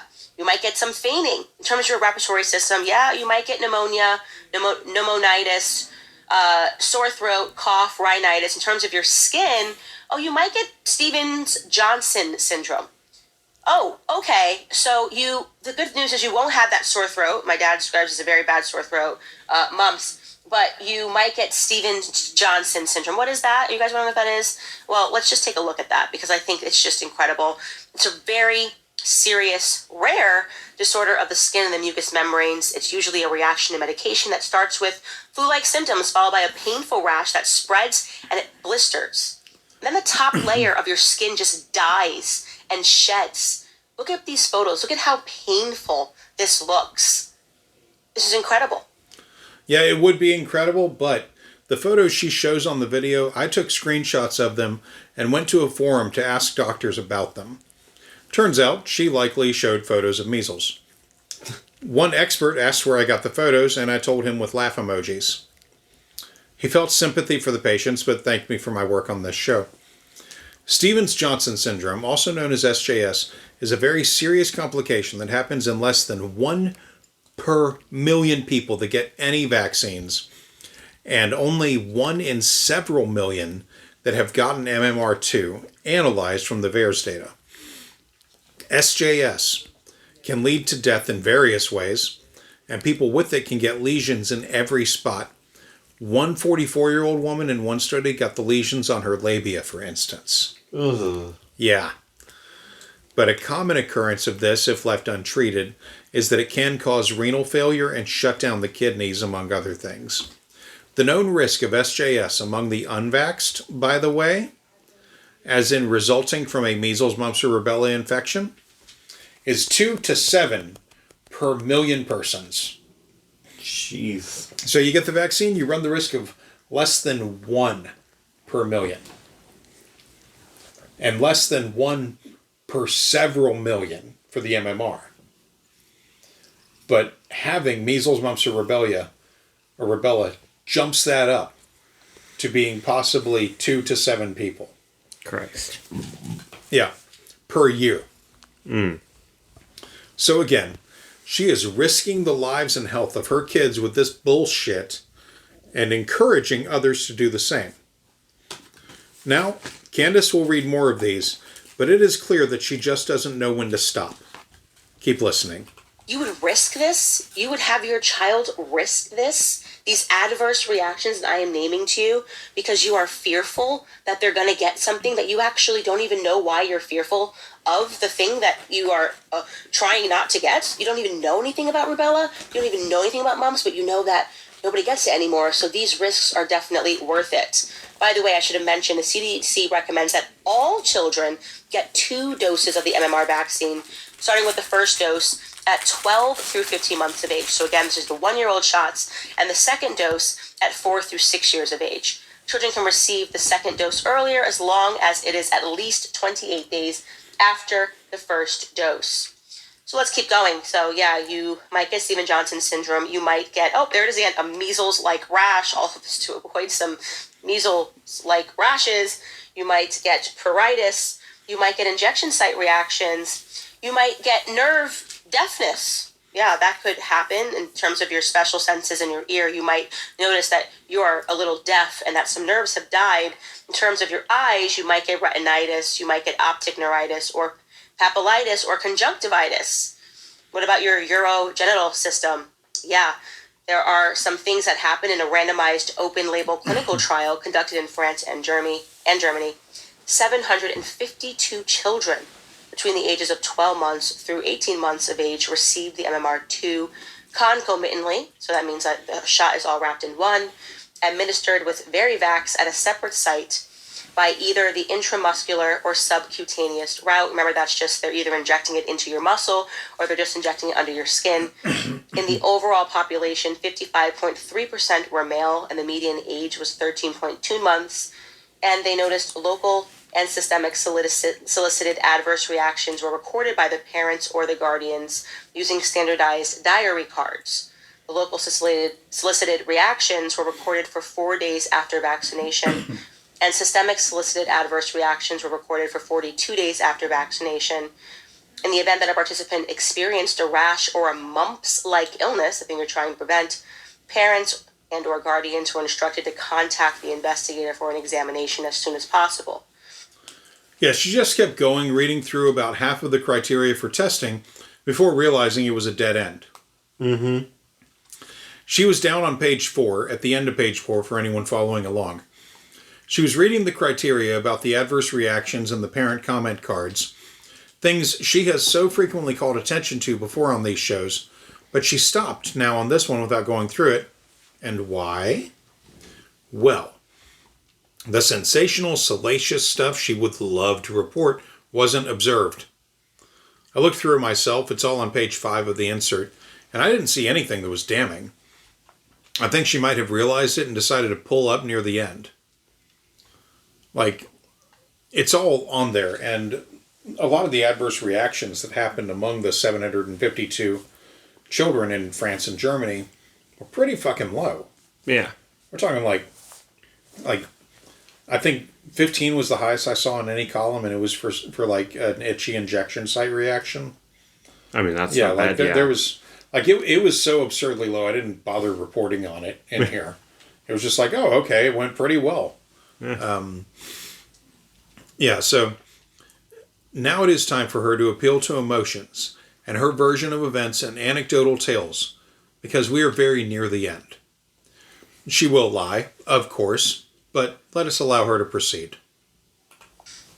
Now, there are a lot of words on here, and you should go through and understand them all, because part of Big Pharma tricks is that you don't really know what a lot of these things are. You're like, what does that mean? What is the anaphylaxis? So it just means you're just going to stop breathing. That's what it means. And we're going to have to inject you to keep you alive. When you see something like encephalitis is inflammation of the brain. They are telling you that there is a chance that your brain is going to become inflamed. When you see words like encephalopathy, that is what they are talking about, brain damage. But hey, good news. Your child might come out brain damaged, but at least they didn't get rubella, right? Ladies and gentlemen, this is nuts. This is crazy. The trade-off here is insane. And to now think back to what I showed you earlier in this episode, a mom crying saying this happened to her child, me telling you a personal story of someone's brother who this actually happened to. Think back to the audacity of these reporters and these doctors to look you in the face, knowing that this is available online. They won't give it to you in a doctor's office in many circumstances because they don't want you to go down this route. They make money if you don't see this. They make money if you're not thinking. They make money if you're fearful of the word measles. 133 people got measles at Disneyland. Dun, dun, dun. Okay, so I'm stopping you right there. The actual final Disneyland numbers are 131 cases from California residents, 16 cases that spread to other states that pushed up the numbers to above 600. 150 cases as it spread outward to other states in the immediate week afterward, and 1 confirmed case in Mexico. And just to recap, the mother in the 5-second clip she showed from 60 Minutes was not crying. As I said, I don't believe her retelling of the person's story bullshit. You can get the FDA insert from any doctor's office. That is a lie that she seems incapable of not telling, even as she read from the insert herself. And as I said previously, doctors don't make a whole lot of money on people that can practice healthy preventative medicine practices or healthy lifestyles where applicable. They don't make their money on healthy persons. No. You know? The 2 times a year that a healthy person might use their health insurance to go get a fucking, checkup pales in comparison to the amount that someone with a serious, life condition. Yeah. Yeah, or even just a condition that they live with that might not be life-threatening, but still they have to get tested for and shit. The amount of money they get from the 2 times a year people, rather than from the I'm here every 6 weeks people or more, far different. Oh, yeah. Far, far different. And also, if we had a healthcare system that wasn't profit-based, they would make like, people would be spending less money. Yeah. There would be less money in medicine. Mm-hmm. You know, and more of a focus on preventative medicine. You want pizza? That's fine. Have a small one. Yeah. Don't sit down with an entire $10 Costco pizza. Which we split one tonight, and there's still pizza in there. That's going to get consumed over the next few days. Yeah, you know, fridge pizza is the best. Oh, yeah, yeah. But I still stand by my statement. You know a pizza is good when you can fumble either drunkenly or stonedly to either a dinner table where it was left forgotten the night previously, or forgotten in the refrigerator, and go, man, I want some pizza, but I don't want to heat up the house. And you just pull that shit out of a fucking shitty little Ziploc bag and eat it and go, man, this is good pizza. Yeah, well, or just leave it in the box if the box is small enough. Oh, God, yeah, that's You it. know, because now you've got a plate that's cold and carry it around. Yeah. You know? But, yeah. So, yeah, I mean, she isn't done yet. There's just one more clip to go for her to wrap up the Gish Gallop fucking absurd bullshit. Yeah, so did all of your parents and your grandparents, and virtually none of them died. Big deal. You get sick sometimes. I'm a little under the weather right now. Big deal. The bigger deal is Steven Johnson syndrome. The bigger deal is brain damage. The bigger deal are seizures. The bigger deal is the concept of your child never being able to live an independent life because you didn't know the facts and you couldn't make a decision consciously about what you actually wanted to do with your child. All right, guys, that's all I'm going to say on this topic. Again, more information. really dark not less. there and These then parents just need cut to it. know this information so that they can make a decision.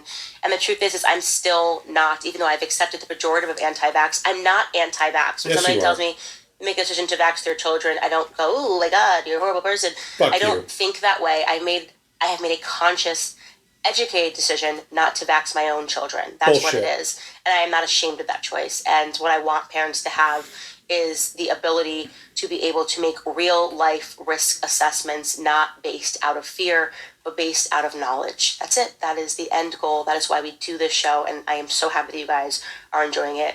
We have come up to the end of about 45 minutes here. Unfortunately, that is all the time that we have for today. As always, all of the links and the resources that we have used throughout this program is going to be posted on our show Instagram page. The handle is @ShotInTheDarkDW. It is great. Go give it a follow. You're going to love it. Thank you guys so much for joining me. We'll see you next time. And hopefully that will be soon. Maybe I'll have a new baby. Maybe I'll be like breastfeeding on the go. Candace doing this shit at the end is especially anger-inducing to me because all of the shit she lists as risks are much higher in populations that don't vaccinate. Because encephalitis is higher in populations that let measles run through them. Same for all the other shit she mentioned. Much higher. Less than one person per many millions versus one per every 6,000? That number is about 166 deaths per million infected, with very loose math. I will always find it despicable. This route that these grifters take, the shit they talk, the shit they are actually trying to sell, and the monstrous path they want America and other countries to go down without realizing in any way the chaos that would be set loose on everyone, including themselves, if they got just enough people to stop vaccinating. I shudder to think about it. Now, let's drink something weird. All right. So, put this plate over there, please. Yep. And we did not discuss what we're drinking. Are we down to just one? No, we're down to 2, actually. Okay. But I figure we should have this one, likely. What is that? It is an apple one. Where did this come from? Oh, It came from the same Paradise. shop, yeah. Did you get it today when you were over there? No.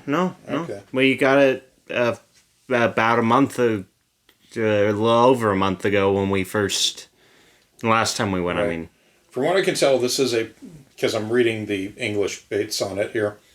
This is carbonated soft drink, Ascania Apple. It is from Russia. It's imported by some company in New Jersey. Prepared water, sugar, complex food additive base. quotes juice base, which is natural apple juice concentrate, citric acid acidity regulator, and then natural coloring, sugar color 4, food and natural flavors, apples, elder acidity regulator, citric acid, and preservative sodium benzoate. I wonder if I give this to the elderly people that I see from time to time, if it would, help their acidic personalities. Right. Since it's got an acidity regulator.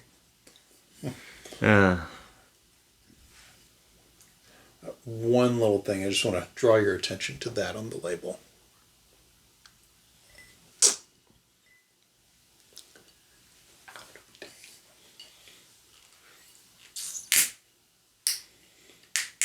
Oh, it's carbonation.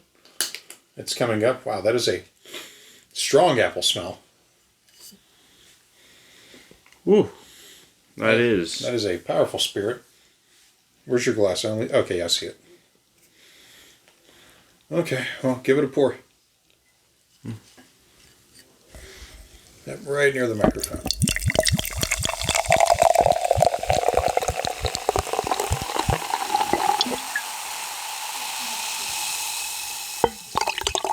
Yeah, that's a big ass bottle. Yeah. See this one? Okay. I couldn't imagine being a child sitting at a fucking, cafeteria This table. has that Granny Smith candy apple like flavor, or not flavor. I haven't tasted it yet. Smell. Got that smell, yeah. So it's like strong Granny Smith apple candy. Like, you know what it is? You know what it smells like to me? Apple Jolly Ranchers. Yeah. Let's try it.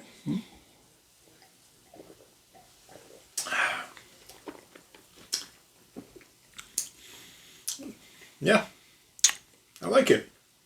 It's apple. Yeah, it's a slightly fizzy apple juice flavor. That's what it is. Yeah. It's even got a little bit of the dryness. Yeah. You know? It's the reason why I don't like white grape juice. Yeah. Yeah, it's very dry. Mm-hmm. It's funny because I hear white wine get described as dry, and anytime I've tried it at Christmas, it never is. Well, that is because we don't buy bullshit. Fair enough. Yeah, actually, guys at the liquor store at the place you used to work at, Yeah. they still remember you. Oh, yeah. Like, yeah. Y'all ever get bitched out about not having actual champagne? Like, yeah, a guy came in a couple years ago. Yeah. Yeah, that was me. Yeah. I was very angry. I had to get it from Kowalski's. And I love Kowalski's, but they have a very small liquor store at the one that I was at. It was in Excelsior. And they only had this $40 a bottle Brut, which was fine. It was from France. But there is a limit I'm willing to pay. And that was so above the limit, but I was like, fuck, man, I need it for this recipe. Yeah. Fine, fuck it. I'll get 2 bottles. So, yeah. But yeah, no, I don't. I think the last bottle of dry white wine we had at Christmas time was, I had gotten Prosecco to make coca vin with. That's our yearly Thanksgiving and Christmas tradition type food is coca vin, which is basically chicken in wine is what it translates to. Now, the recipe I was using called for champagne, but it said, you can use Prosecco in a pinch. And I was like, man, I don't know, but all right. So we used the Prosecco, and you only use about 2 glasses worth. So there was 2 glasses worth left in the bottle. And we had that, and fuck, Prosecco sucks. I don't like it. I haven't bought it since. I refuse. There's a reason, people, why Prosecco is typically like $8 a bottle, and the champagne right next to it, will be $20. Mm-hmm. You pay that $20 You suck it up. You reach down, you grab whatever just reproductive organ you have, and you go, I am a human being, and I will enjoy this little bit of life, and you get the French champagne. Do not buy that. Look, Italy, I love a lot of what you do, but Prosecco fucking blows. You shouldn't be making it. No one should drink it. I've never in my life had a good one. Even Australian bullshit wannabe champagne is better than Prosecco. And it has no reason to be better. Fucking hate it. California makes a better champagne, and I am critical of that. No, you want champagne, you buy French. That said, we got a really interesting one this year, the other day. The Lunds and Byerly's was having a buy one, get one half off sale. Oh yeah, the fall wine sale they have. Yeah. On all their wines, yeah. And they had champagnes, and they were from France. Now here's the kicker. The 2 bottles that I got, the champagne was made in France, but they were bottled here in St. Paul. So they were far cheaper than the ones bottled in France. Now that said, some of the French bottles had some very pretty labels, and that's not entirely true either. Not about the labels; they were fine. One bottle was metal, like metal and glass. Yeah, it's gorgeous. It's also $140. That's fair. Oh, I know one of the L&B's gone into was in the liquor store. They had the something 14th. Yeah, Louis the 14th. Yeah. Yeah. They had a bottle of it in its box still. Yeah. Untouched. Yeah, that is an absurd product to find anywhere in the wild. I explained it to a guy that was behind the counter off of what you did, told me about it, and he's like, 15, but that's so expensive for like a bottle of wine? And he like pulled it. He didn't pull it out of the box, but he opened up the wine cabinet, he pulled it out, he's standing there and he's holding it and he's looking around it and he's like, this just feels like a bottle of that. What? I'm like, that bottle you're handling is not glass. No. That is crystal. Yeah. And he goes, oh. Yeah. Gently put it back in. Yeah. Yeah, you do not fucks with that. You do not fucks with that. Louis the 14th is one of those renowned liquors that if someone offers to buy you a shot, you take it and you sip that bitch. Mm-hmm. You do not slam it back. No. Unless your host does. Probably because... If they're a vile cretin and they slam it back... Go for it. But if they're not, you don't. I'm just gonna say, if ever I'm in the company of such people and I see one of them slam it back, they've probably had a rough day, and this isn't going to be the first shot I'm past. Right. Yeah, it's typically sold in 1 ounce shots. Yeah, and it's. I've had it one time. Mm-hmm. I'm lucky. I'm glad I was sober when I had it, so that I can remember it. It is uniquely delicious. But yeah, they fucking. So yeah, they did have. I did want to say that they did have a rosé champagne from France. It's from this brand called Yes Way Rosé. Yeah, I've seen those bottles. Are a product of France. Oh. And I've had their rosé, and it's actually quite good. It's cheap, but it's good. It's proof that champagne doesn't need to be expensive to be good. Yeah. Like a couple of the years there where I made the Coq au vin, I had gotten this champagne blend, like from this American producer that got it from France. It was like $10 a bottle. Huh. I bought 4 of them. I used that for like 2 years for the Coq au vin. Yeah. But yeah, this year it's going to be that champagne, of course. And the main protein we're going to do is silky chickens. Oh. Which is the black chicken. Yeah. Yeah, we found out we can get them over at the Dragon Star supermarket. So, yeah. That's surprisingly not surprising. Yeah. That's the same place we can get guinea pig, right? Or was that the... No, that was the supermercado. Right, the supermercado. Yeah, that was the supermercado. No, Dragon Star is where we had gotten the pheasant the previous year. Right, yeah. And the that Korean sandwich. Not Korean sandwich, Vietnamese Vietnamese, sandwich. banh mi. Yeah, the banh mi. Yeah, you got the banh mi at the deli. Yeah. Yeah. Which, I'm sure I've said this before, but if you go to a foreign establishment of any sort in the U.S., and the person behind the counter clearly don't speak English that well, don't give them shit and don't try to communicate. Just nod your head yes. Yeah. Say to the best of your ability what you want off that menu, and if it sounds foreign as shit and they just start pointing at things going, arora, arora, you just go, uh-huh. Yeah. And then enjoy whatever the fuck it is that they hand you. Yeah. Yeah, because the odds are it's going to be delicious no matter what. Yeah.